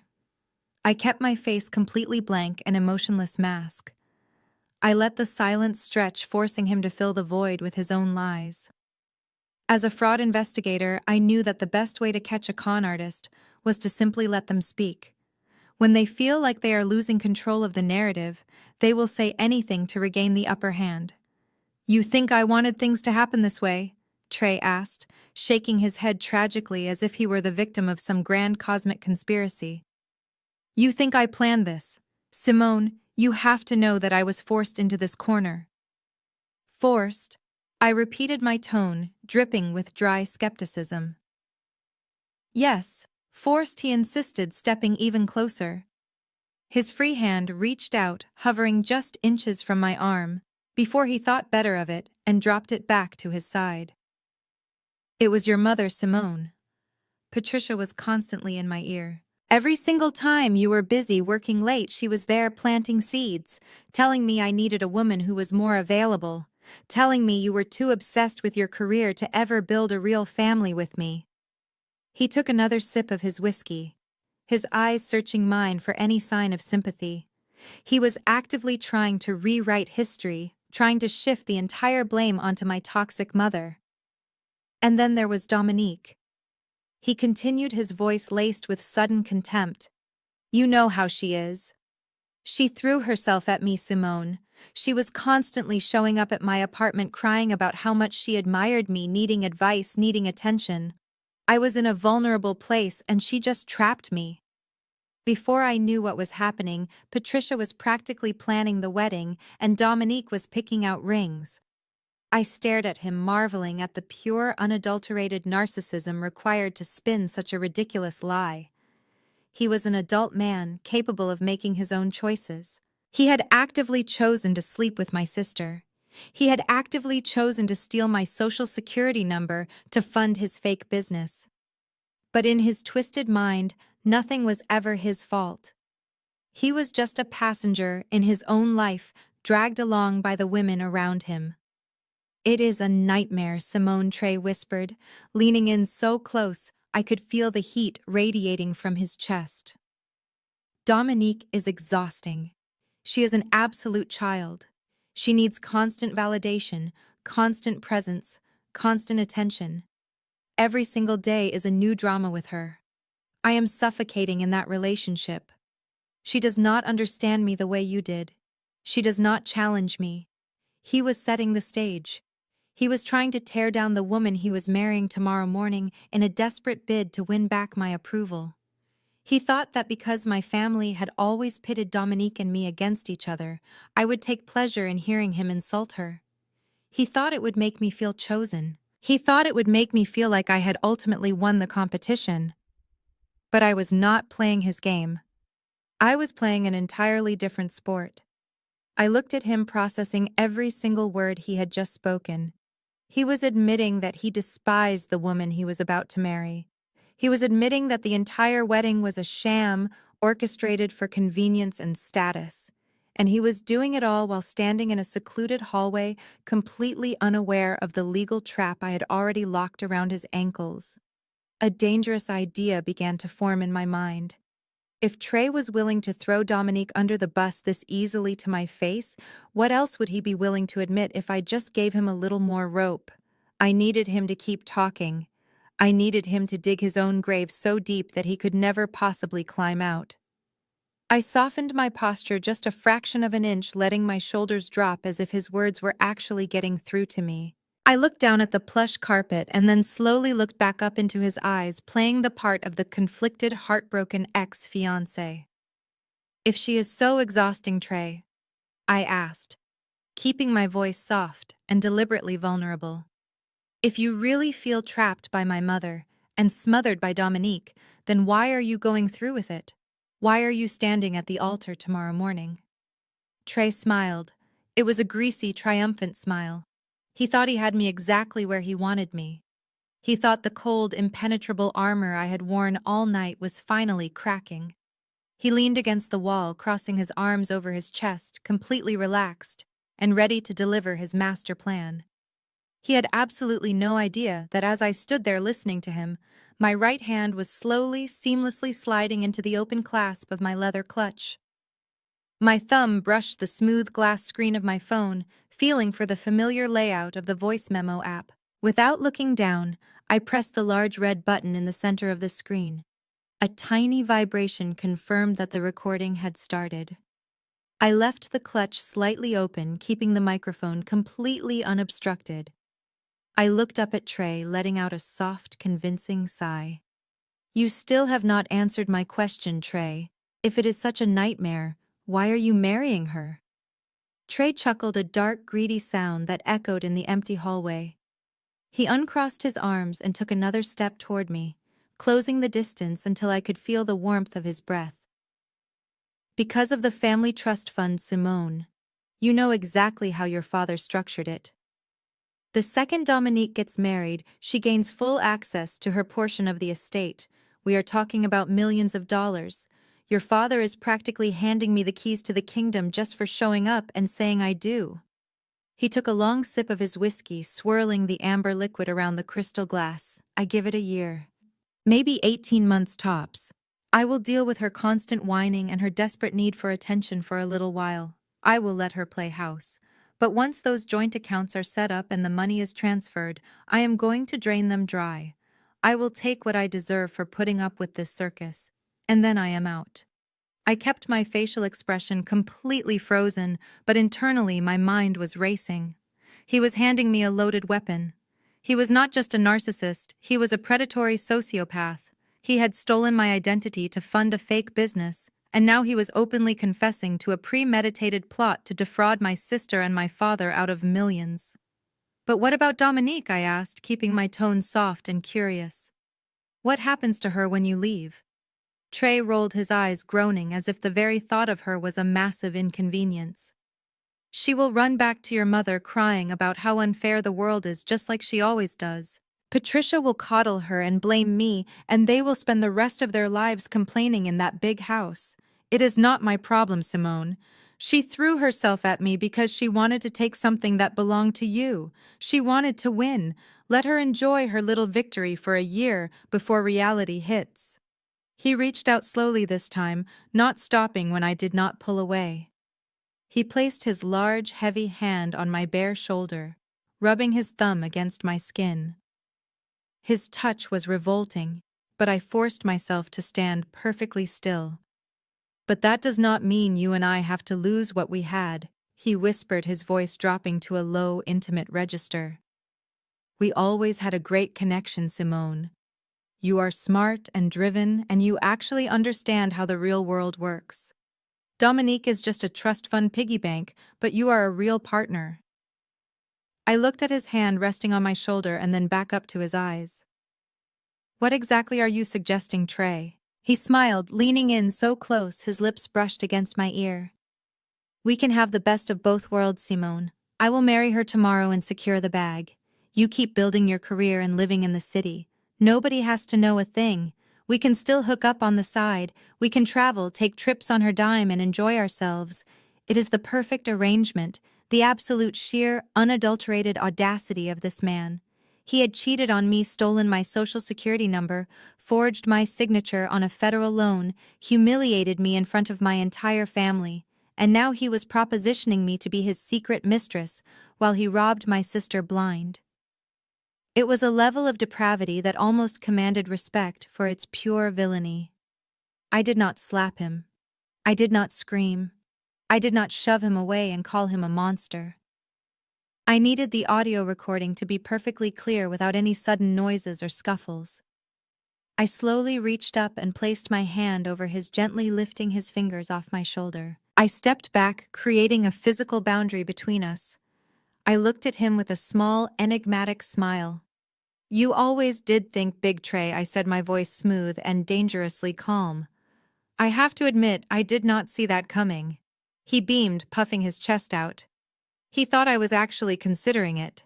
He thought his charm and manipulation had worked flawlessly. "Think about it, Simone," he said, taking a step back to give me space. "Just play your part tomorrow. Smile for the pictures. Let them think they won. And then next week when they go on their honeymoon, I will come see you and we can talk about the future." I reached my hand deep into my leather clutch and pressed the stop button on the voice memo app. The recording was saved securely to the cloud, backed up instantly to my secure servers. I had him. I had everything I needed to destroy his entire existence.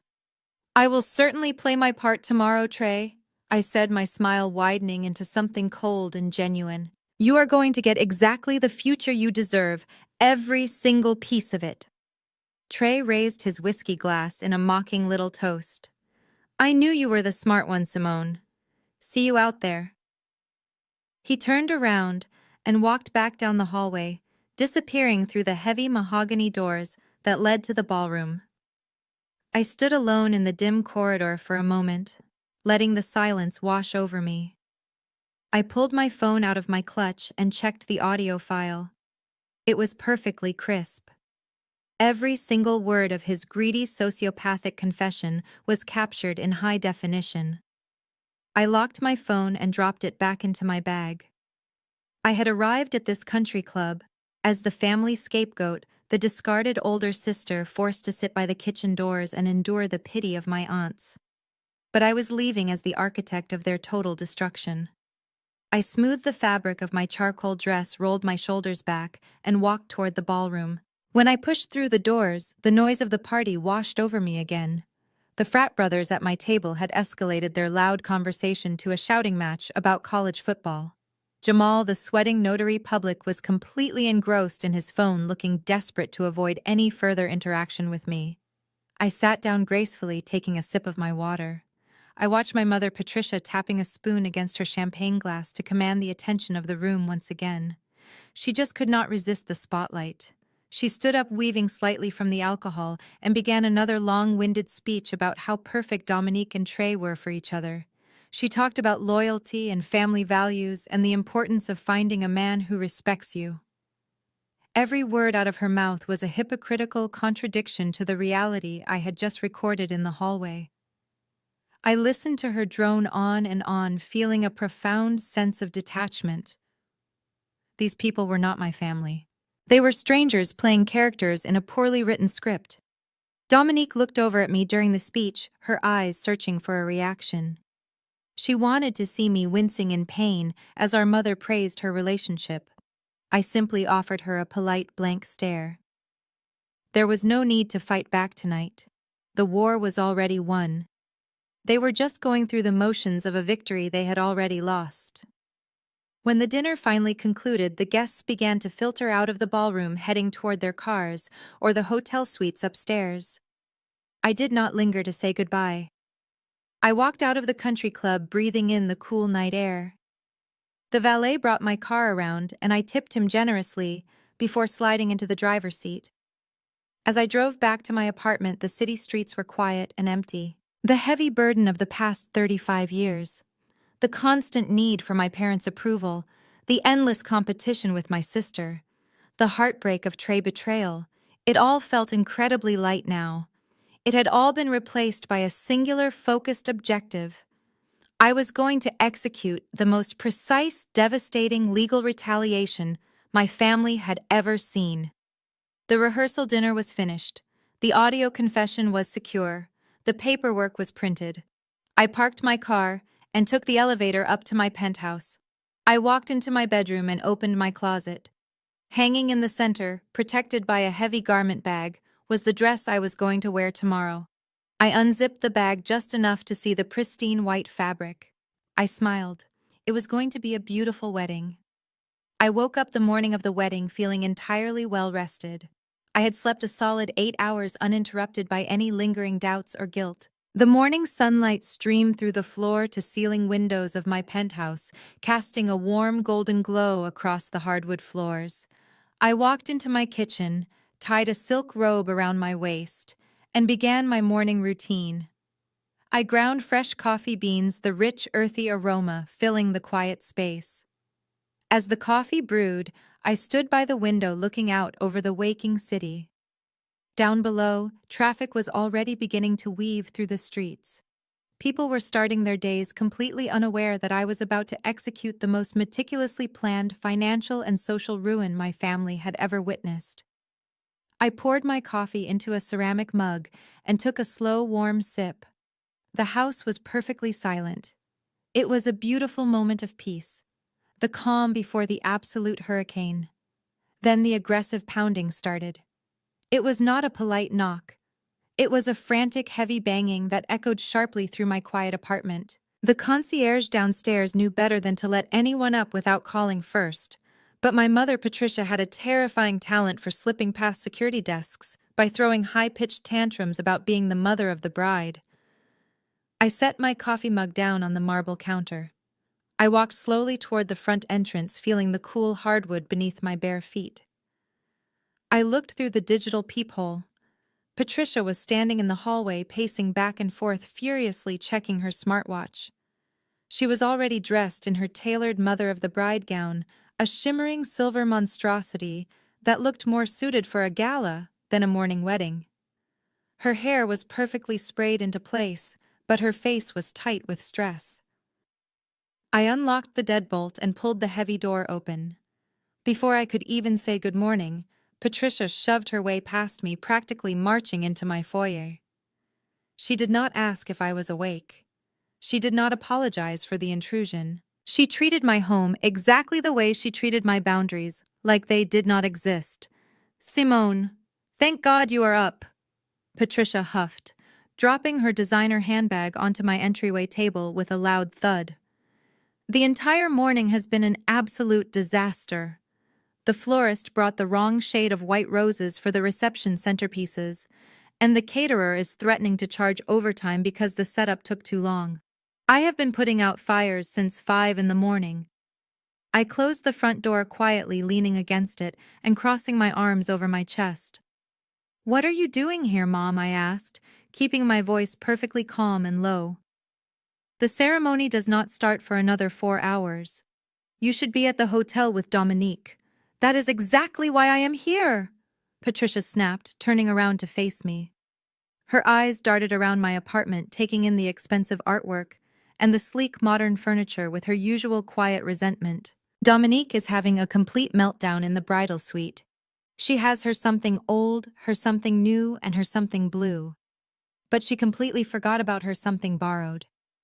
She is crying her makeup off, and the photographer is going to be there in 20 minutes to start taking the getting ready portraits."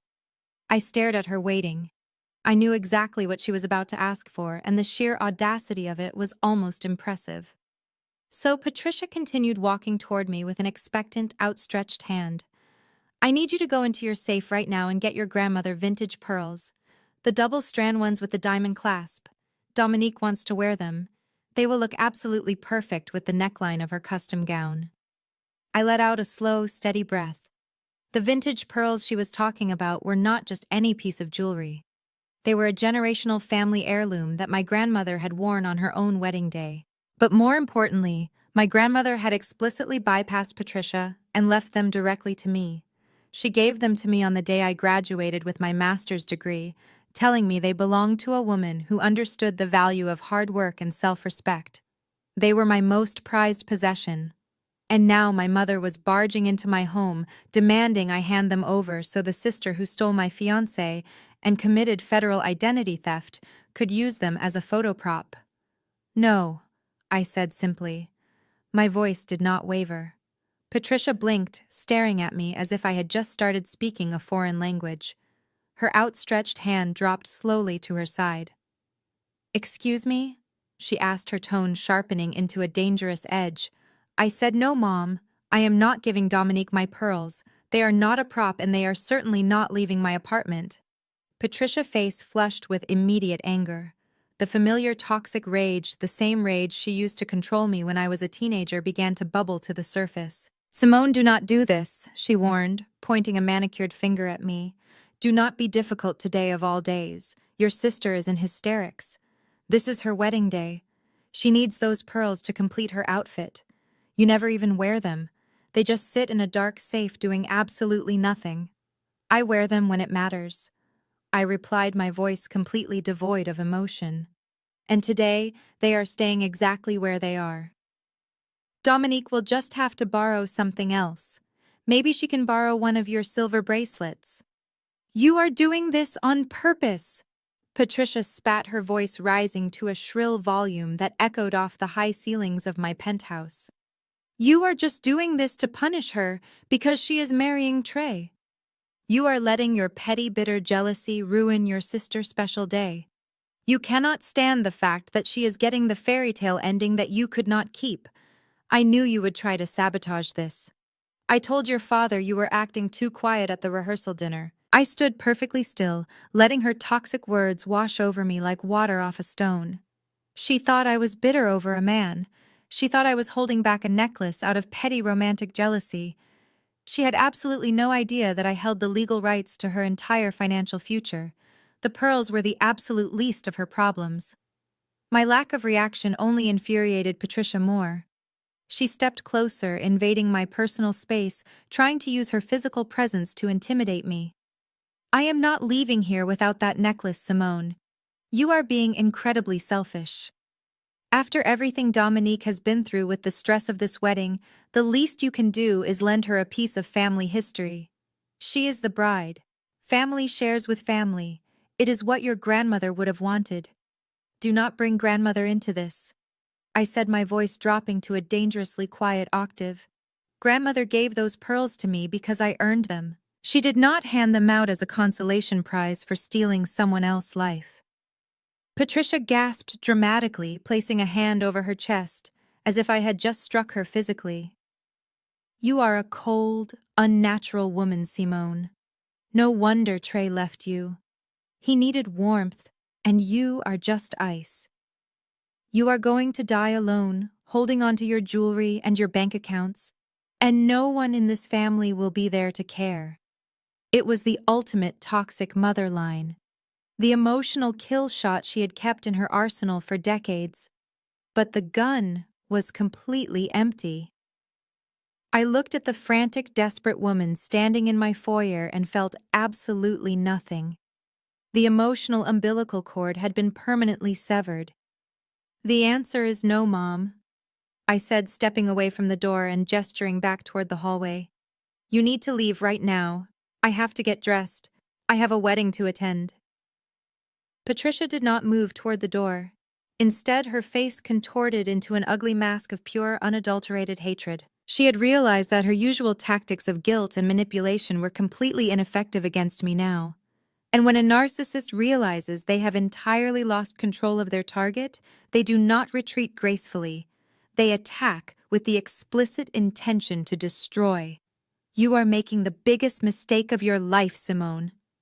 Patricia hissed, her voice trembling with a dark, venomous rage. You think you are so incredibly smart sitting up here in your expensive penthouse looking down on your own family? But you are nothing but an empty shell. You have all this money, and yet you have absolutely nothing that actually matters. She took a step closer, pointing her manicured finger mere inches from my face.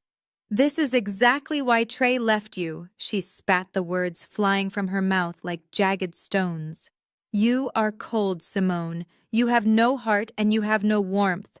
You treat every single person around you like a calculated business transaction. You will die alone, and I promise you right now that I will not be there to hold your hand when you do.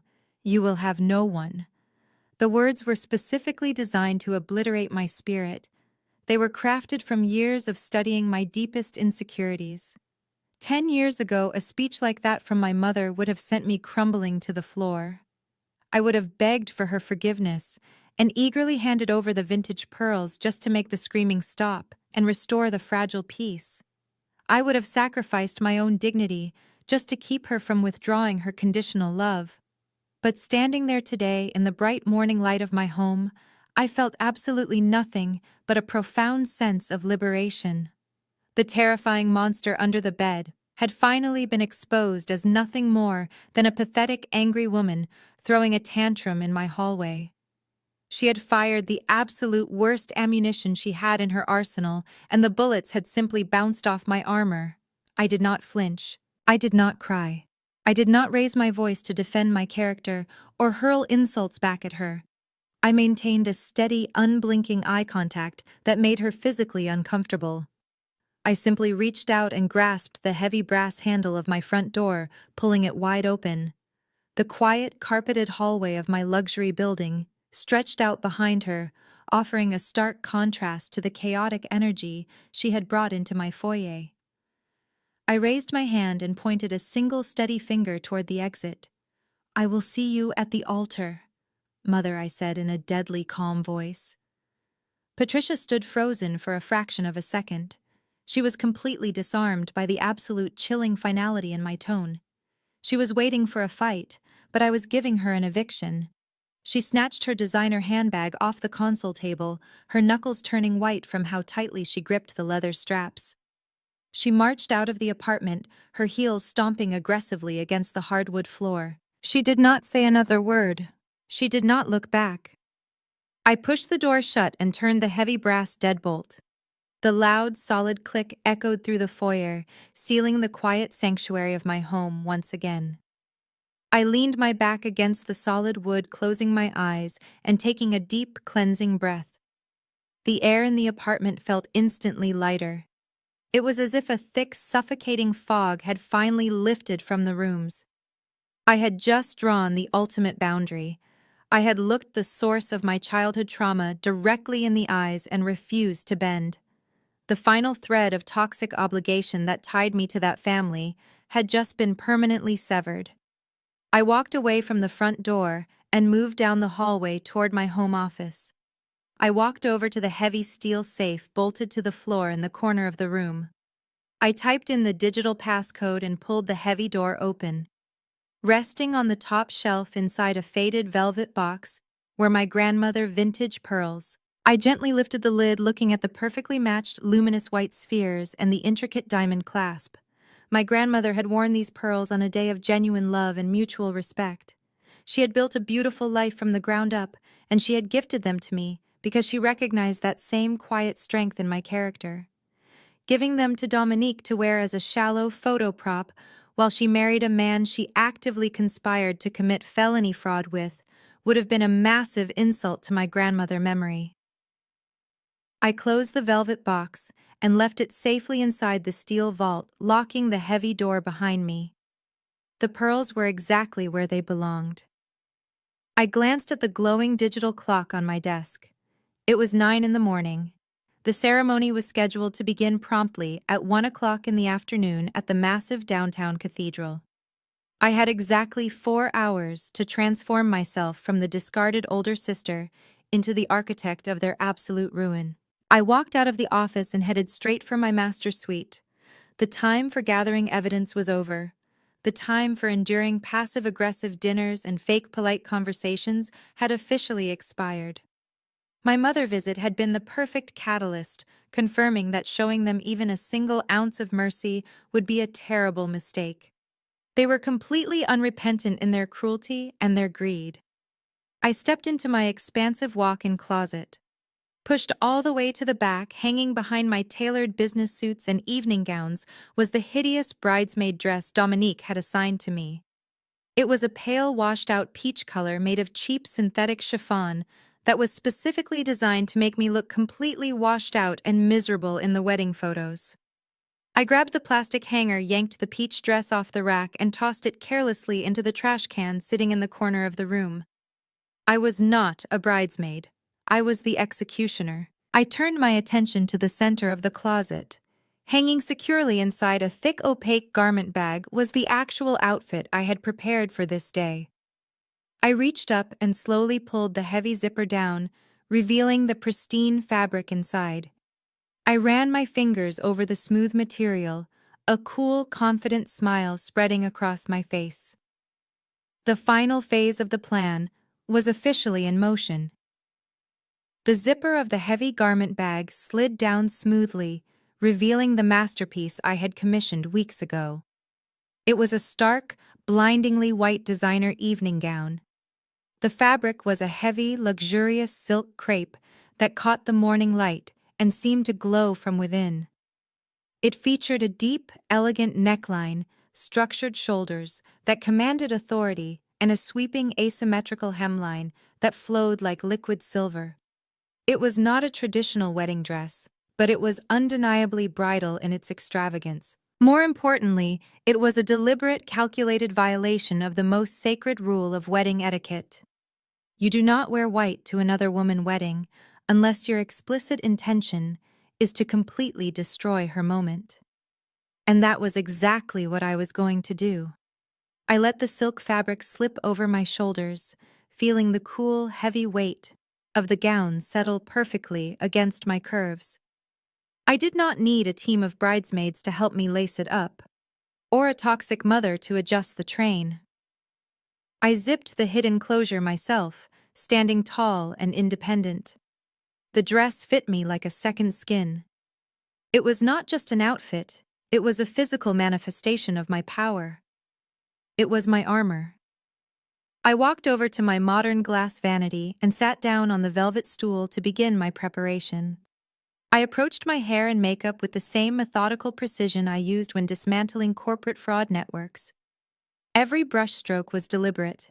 Every application was flawless. I swept my dark hair back into a sleek, sophisticated chignon, securing it tightly at the nape of my neck to ensure not a single strand was out of place.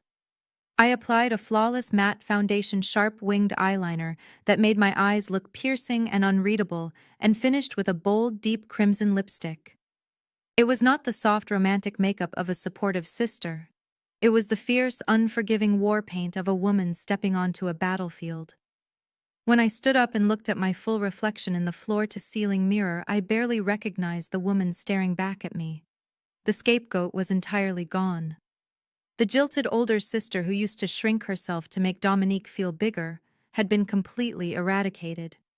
The woman in the mirror was cold, wealthy, untouchable, and fully prepared to execute a flawless retaliation.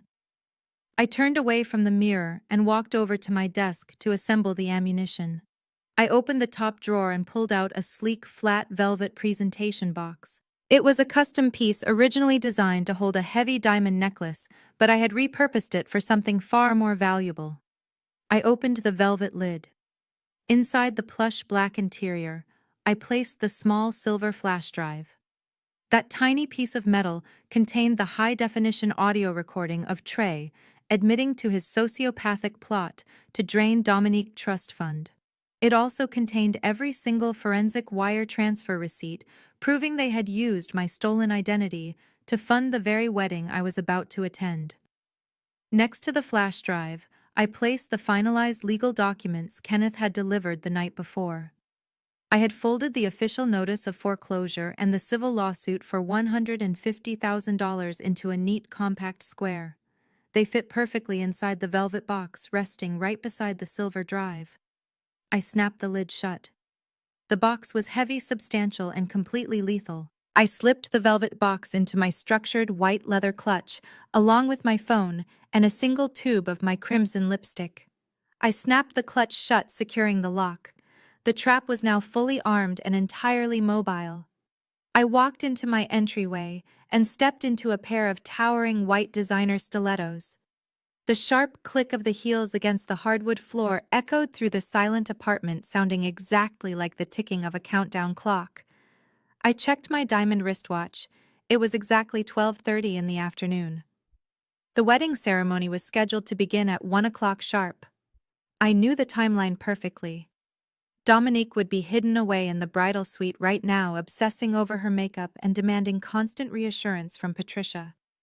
The guests would be filing into the cathedral, finding their seats, and whispering about the beautiful floral arrangements paid for with my stolen money. At 1 o'clock, the string quartet would begin to play. The obnoxious fraternity brothers would walk down the aisle, followed by the bridesmaids in their hideous peach dresses. Finally, Dominique would make her grand entrance, soaking up the attention she had craved her entire life. I had absolutely no intention of being there for any of that. I was not going to sit politely in a wooden pew near the back of the church, watching the man who betrayed me make false vows to the sister who robbed me. I was not going to give them the satisfaction of my quiet submission. I was going to let them reach the absolute pinnacle of their joy. I was going to let them stand at the altar, looking out at their perfect fake world, believing they had completely gotten away with it. I grabbed my keys and walked out of my penthouse, locking the heavy door behind me. I rode the elevator down to the private garage, my heartbeat slow and incredibly steady. I slid into the driver's seat of my luxury SUV, placing my white leather clutch carefully on the passenger seat. I started the engine, the deep hum vibrating through the steering wheel. I pulled out of the garage and merged onto the busy downtown streets, heading toward the massive stone cathedral. The sky was a brilliant, cloudless blue, completely oblivious to the absolute devastation that was about to unfold beneath it. I drove the speed limit, navigating the city traffic with total calm.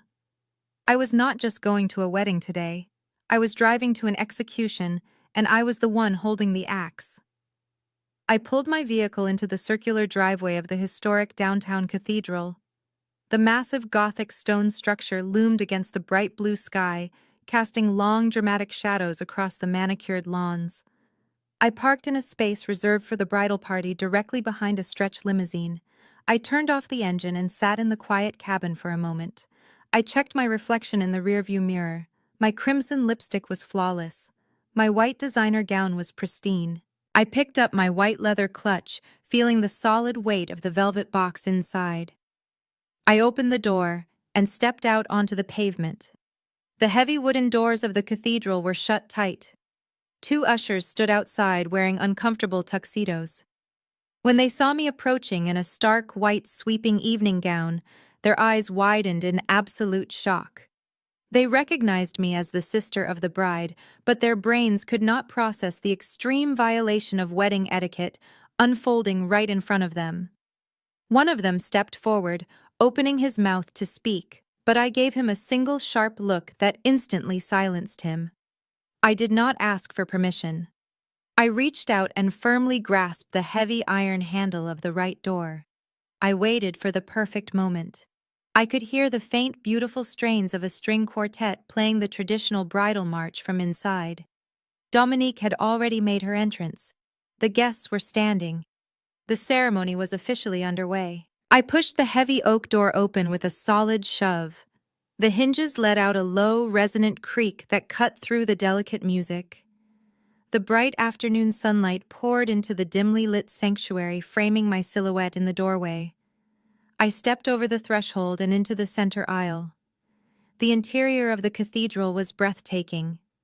Vaulted ceilings stretched high above, lined with intricate stained glass windows that bathed the pews in fractured, colorful light. 200 guests were packed into the wooden benches, turned toward the altar where Dominique and Trey were standing. But the sound of the heavy door opening caused a ripple of movement. One by one, heads began to turn toward the back of the church. The moment the first guest fully processed what I was wearing, a sharp, audible gasp echoed through the cavernous space. It was a chain reaction. Within seconds, every single person in the cathedral was staring at me. The whispering started as a low hum and quickly escalated into a frantic buzzing noise that bounced off the stone walls. I kept my head high, my shoulders back, and my posture perfectly straight.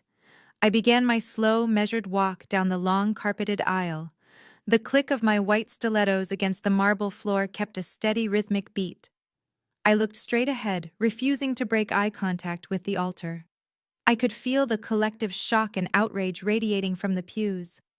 I saw Aunt Denise clutch her chest, as if she were having a medical emergency. I saw Aunt Clara cover her mouth with a lace handkerchief. I passed the row where Trey frat brothers were standing. Jamal, the sweating notary public, looked like he was about to vomit directly onto his shoes. He took a step back, bumping into the wooden pew as I glided past him. As I approached the front rows, the reactions of my immediate family came into sharp focus. My father, James, was standing near the front pew, his face pale, his brow furrowed in utter confusion. He looked helplessly at my mother, completely incapable of handling the disruption. My mother, Patricia, was a completely different story. Her face had drained of all color before flushing into a deep, dangerous shade of purple. Her eyes were wide with pure, unadulterated fury. She took a step into the aisle as if she were going to physically tackle me, but I did not even flinch. I simply kept walking, forcing her to step back or be trampled. She was shaking with rage, but she could not scream or throw a tantrum without ruining the sacred decorum of the church. I had trapped her in her own pretentious rules. At the altar, the perfect couple was falling apart. Dominique was gripping Trey's arms so tightly her knuckles were completely white. Her custom bridal gown suddenly looked foolish and excessive, standing next to the sleek modern power of my white silk dress. Her jaw was trembling and her eyes were darting around the room, frantically looking for someone to fix the situation. She looked like she might genuinely pass out right there on the marble steps. Trey looked like he had just seen a ghost. His mouth was slightly open, his eyes locked onto mine. The arrogant smirk from the hallway last night was entirely gone. He saw the cold, absolute certainty in my expression, and he knew instantly that his entire world was about to collapse. I reached the very front row and stopped. I did not take a seat. I stood in the center of the aisle, right at the base of the altar steps, an undeniable physical disruption to their perfectly orchestrated fantasy. The string quartet, unsure of what to do, slowly allowed the music to fade out, leaving the cathedral in a suffocating, heavy silence. The elderly priest standing behind the wooden podium looked incredibly nervous. He cleared his throat, adjusting his glasses and looking out at the congregation with a bewildered expression. He was clearly unaccustomed to such blatant family warfare interrupting his holy ceremonies. He looked at Dominique, who was silently mouthing the words, "Make her leave." He looked at Trey, who was completely frozen in terror. Finally, he looked at me, standing tall and radiant in my white armor. "Please," the priest stammered, his voice echoing slightly over the microphone. "Let us continue with the Holy Sacrament." He looked down at his leather-bound book, his hands shaking slightly as he found his place. The tension in the room was so thick, it felt like it was pulling the oxygen from my lungs, but I breathed easily. I was entirely in my element. "Dearly beloved," the priest continued, his voice rushing through the familiar words in a desperate attempt to restore order. "We are gathered here today in the sight of God to join together this man and this woman in holy matrimony." I kept my eyes locked on Trey. He swallowed hard, a bead of sweat tracing a line down the side of his face. He knew what was coming. He just did not know how bad it was going to be. The priest reached the critical juncture of the ceremony. The traditional line that everyone knows from movies, but no one ever actually expects to hear, utilized in real life. He took a deep breath and read the words. If anyone can show just cause why they may not lawfully be joined together, let them speak now or forever hold their peace. The priest paused, expecting the usual polite silence. He did not get it. I object, I said. I did not yell. I did not scream. I projected my voice from my diaphragm, allowing the acoustics of the cathedral to carry the two simple words to the very back row. The sound cut through the silence like a sharp, heavy blade. Total, absolute pandemonium erupted inside the church. Dominique let out a high-pitched, hysterical scream. "Security!" she shrieked, pointing a trembling finger at me. "Somebody get her out of here. She is crazy. Mom, get her out." Patricia lunged forward, grabbing my arm. "Simone, have you lost your mind?" she hissed venomously, her fingers digging into my skin. "You are ruining everything. Leave right now before I call the police." I turned my head and looked down at my mother, hand gripping my arm. I did not pull away. I simply stared at her fingers until she felt the icy threat in my gaze and slowly released me, stepping back in shock. "I am not going anywhere, Mom," I said, my voice perfectly level. "And you really do not want to involve the police right now. Trust me." I turned my attention back to the altar.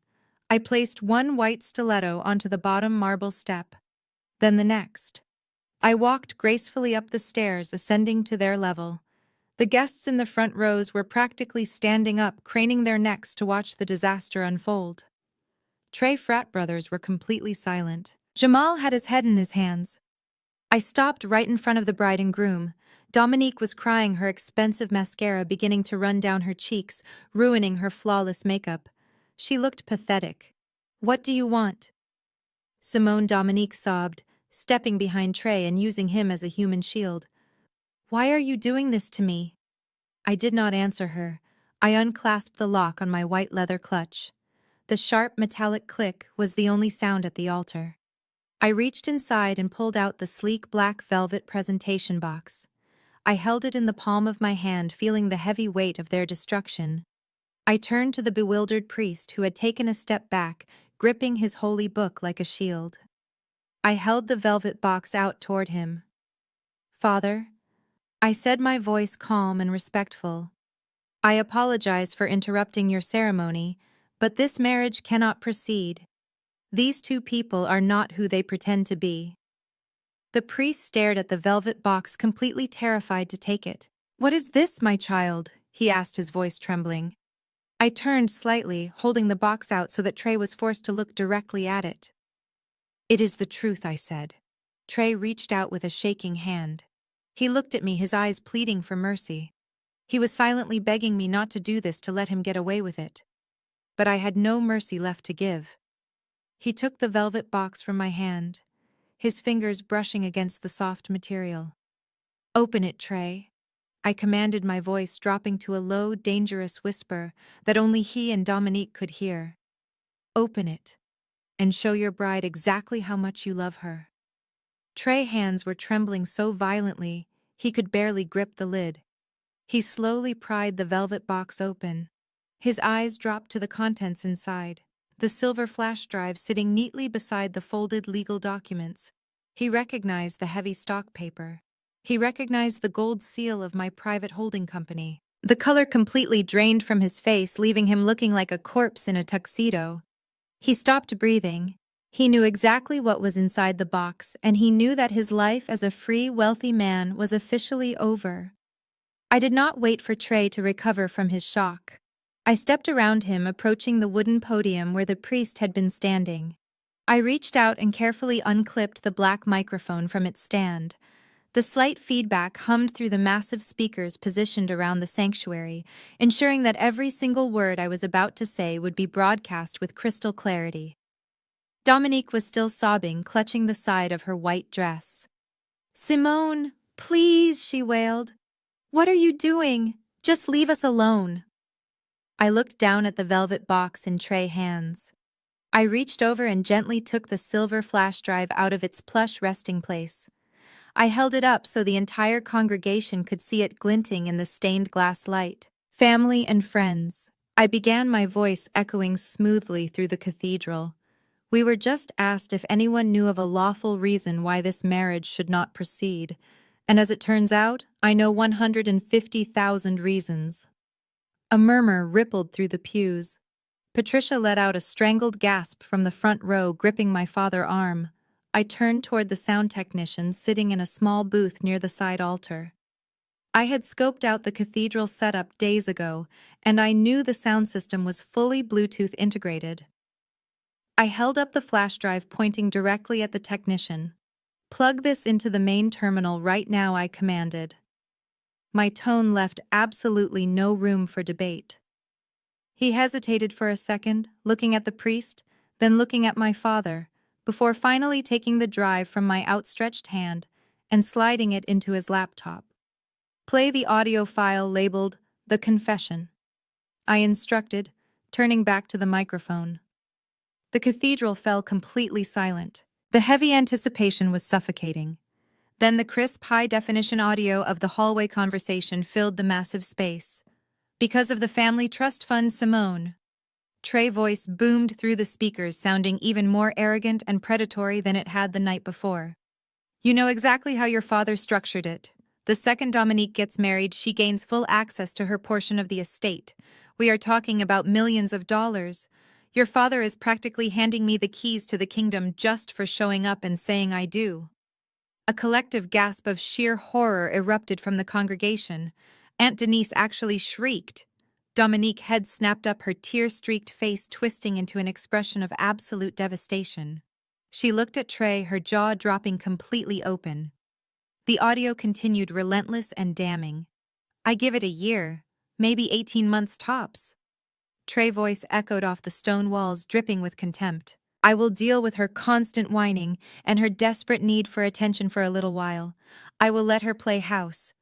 But once those joint accounts are set up and the money is transferred, I am going to drain them dry. I will take what I deserve for putting up with this circus, and then I am out." "No!" Dominique screamed, covering her ears with her hands. "No, no, no! That is a lie! That is a fake recording! You made that up, Simone! You edited it!" I did not have to defend the recording. The audio file kept playing, delivering the final fatal blow. "We can have the best of both worlds, Simone." Trey's recorded voice murmured intimately. "I will marry her tomorrow and secure the bag. You keep building your career and living in the city. Nobody has to know a thing. We can still hook up on the side. We can travel, take trips on her dime, and enjoy ourselves. It is the perfect arrangement. Dominique is just a trust fund piggy bank, but you are a real partner." The sound technician hurriedly clicked the mouse, stopping the audio. The silence that followed was heavier and more devastating than the noise. Trey stood completely frozen at the altar. His face was a sickly shade of gray. He could not look at Dominique. He could not look at my parents. He just stared at the marble floor, his entire life vaporizing right in front of his eyes. Dominique let out a guttural, agonizing sob. She lunged at him, hitting his chest with her fists. "You piece of trash!" she screamed, her voice cracking. "You used me! You were going to steal my money!" Trey weakly tried to catch her wrists, his voice shaking. "Dom, please, baby. It is not what it sounds like. I was drunk. I was just trying to get rid of her." I stepped forward, inserting myself smoothly between them. I reached into the velvet box Trey had dropped onto the altar and pulled out the thick stack of legal documents printed on premium stock paper. "Oh, the audio recording is just the appetizer, Trey," I said, speaking directly into the microphone. "Let us talk about the main course." I turned to Dominique, who was practically hyperventilating. I held out the first document, a beautifully formatted formal notice of foreclosure. "You wanted the brownstone as a wedding gift?" "Dom?" I asked, my voice dripping with cold satisfaction. "You wanted to move in and start remodeling the kitchen next week, right?" "Well, I brought the deed just like you asked." She snatched the paper from my hand, her eyes darting over the legal jargon. She did not understand what she was looking at. "What is this?" she cried. This is a foreclosure notice from Meridian Holdings. What does this have to do with me? Meridian Holdings is my private wealth management company, Dom. I explained patiently, treating her like a slow child. And that foreclosure notice is for the $150,000 commercial loan that your loving groom took out 6 months ago to fund his fake tech startup.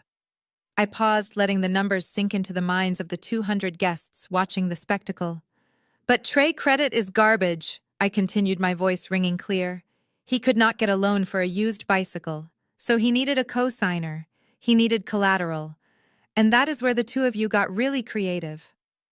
I pulled out the next document, the loan origination file complete with the bright red notary stamp.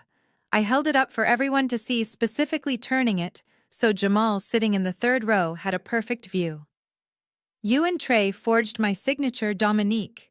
You used my social security number, and you put my grandmother brownstone up as collateral to secure the money.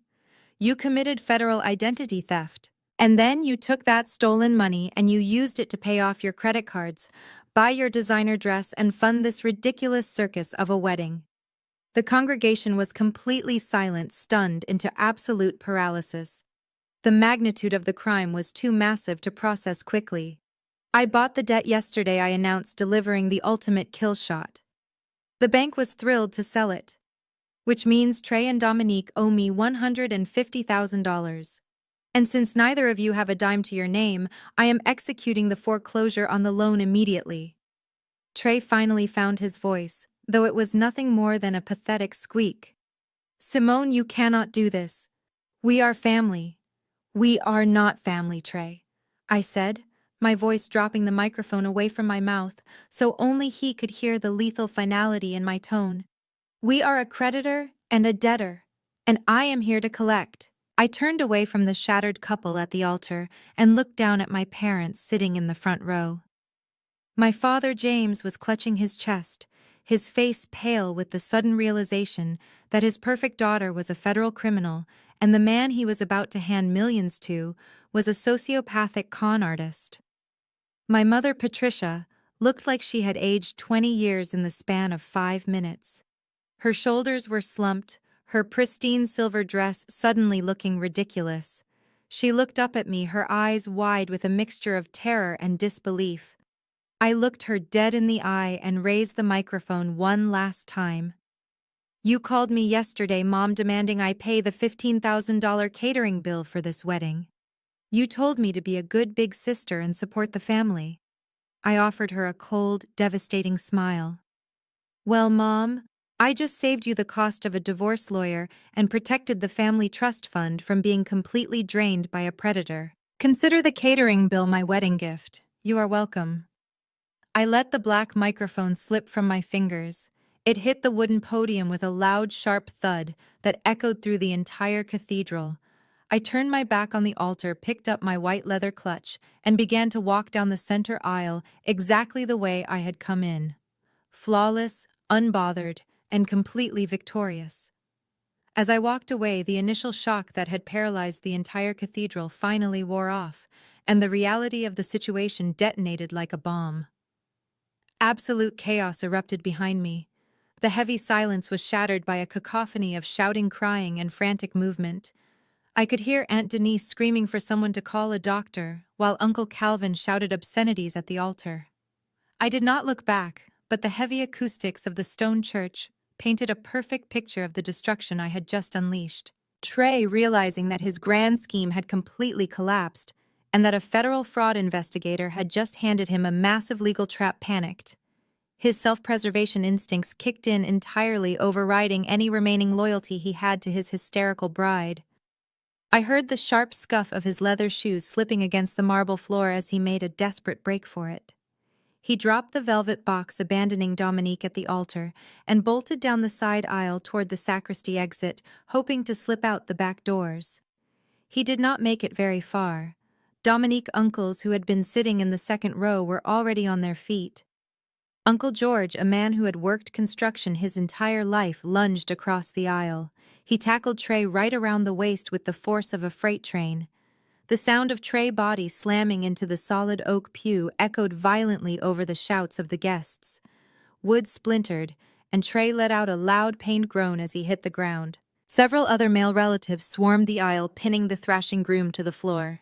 The frat brothers, the men who had been laughing so loudly at the rehearsal dinner, were suddenly completely silent, slowly backing away toward the emergency exits, wanting absolutely nothing to do with a federal crime. I pushed the heavy front doors of the cathedral open and stepped out into the brilliant afternoon sunlight. The air outside was warm and fresh, a stark contrast to the suffocating toxic atmosphere I had just left behind. I walked gracefully down the wide stone steps, my white silk gown catching the breeze. As I reached the bottom step, the wail of sirens suddenly pierced the quiet downtown street. Two black and white police cruisers swung aggressively into the circular driveway of the church, their tires squealing against the pavement. Red and blue lights flashed brilliantly, reflecting off the massive stained glass windows of the cathedral. I had called the precinct 20 minutes before I arrived at the church. I had provided my federal investigator identification number and alerted them to the exact location of a suspect with active warrants for felony identity theft and commercial bank fraud. The police cruisers threw their vehicles into park, and 4 officers rushed out, unholstering their radios.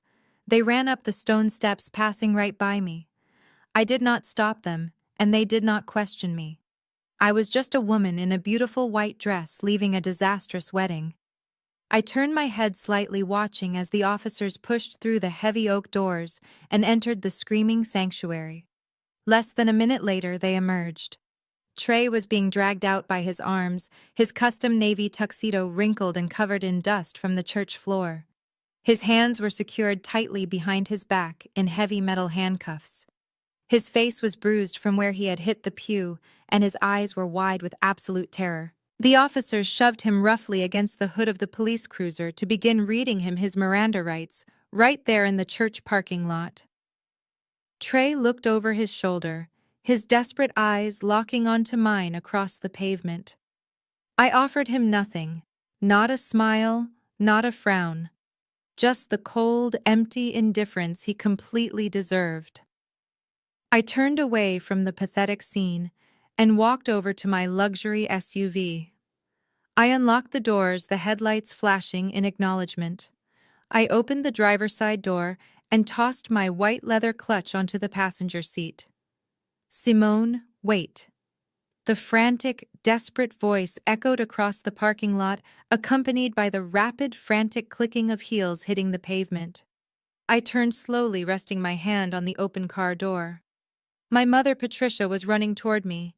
She had practically shoved her way past the police officers to get outside. Her immaculate silver mother-of-the-bride gown was rumpled, and her perfectly styled hair was falling around her face in messy strands. The terrifying, towering arrogance she had displayed in my apartment just a few hours ago was completely eradicated. It had been entirely replaced by a wild, desperate panic. She reached my car, chest heaving, gasping for air. Her eyes were wide and filled with genuine tears, the first real tears I think I had ever seen her shed. "Simone, please," she gasped, reaching out and gripping the edge of my open car door as if her life depended on it. "You have to stop this. You have to tell the police there was a mistake. You have to call off your lawyers." I looked at the woman who had tormented me my entire life. The woman who had constantly pitted my sister against me, the woman who had demanded I fund my own humiliation and told me I was going to die completely alone. It was almost jarring to see her reduced to such a pathetic, pleading state. Patricia's breath hitched as she looked up at my completely unreadable face. "Please, Simone," she begged, her voice cracking into a high-pitched sob. "They are taking Trey away in a police car. Dominique is inside having a complete nervous breakdown. The bank is going to take everything from them. You have to help your sister fix this financial mess. Please, you are family. Family takes care of family." She threw my own words right back at me, weaponizing the concept of family one last time in a desperate bid to maintain control. She truly believed that if she cried hard enough, if she begged pitifully enough, I would fold. She thought the old Simone, the daughter desperate for her mother conditional love, was still in there somewhere, waiting to be summoned. but that daughter was dead. I looked at Patricia one last time. I did not feel angry. I did not feel the need to hurl insults or explain my actions.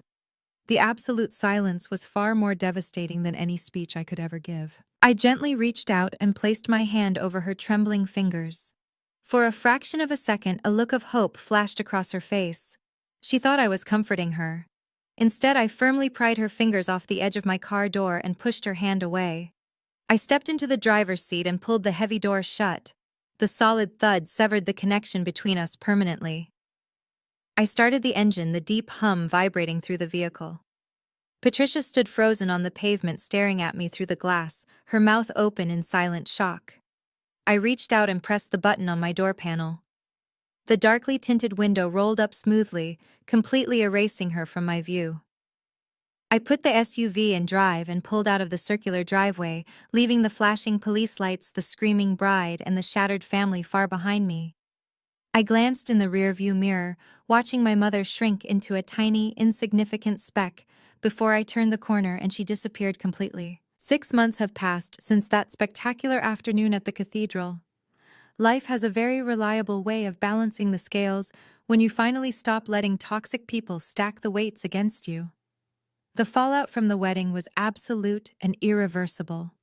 Trey is currently sitting in a federal holding facility, awaiting trial for multiple counts of identity theft, bank fraud, and wire fraud. Without my father's massive trust fund to pay for a high-powered defense attorney, he was assigned an overworked public defender who is desperately trying to arrange a plea deal. He is looking at a minimum of 5 to 10 years in federal prison. Dominique's fairy tale ended before she even made it to the reception hall. My holding company executed the foreclosure flawlessly. With no assets and a mountain of legal debt, she was forced to declare bankruptcy. The last I heard through the grapevine, she is working a minimum wage retail job just to make ends meet, living in a cramped studio apartment on the far side of the city. She spends her days complaining to anyone who will listen about how unfair her life is, completely incapable of taking accountability for her own actions. My parents tried to bail her out initially, but the social humiliation was simply too much for them to bear. News of the dramatic arrest at the altar spread through their elite social circles like wildfire.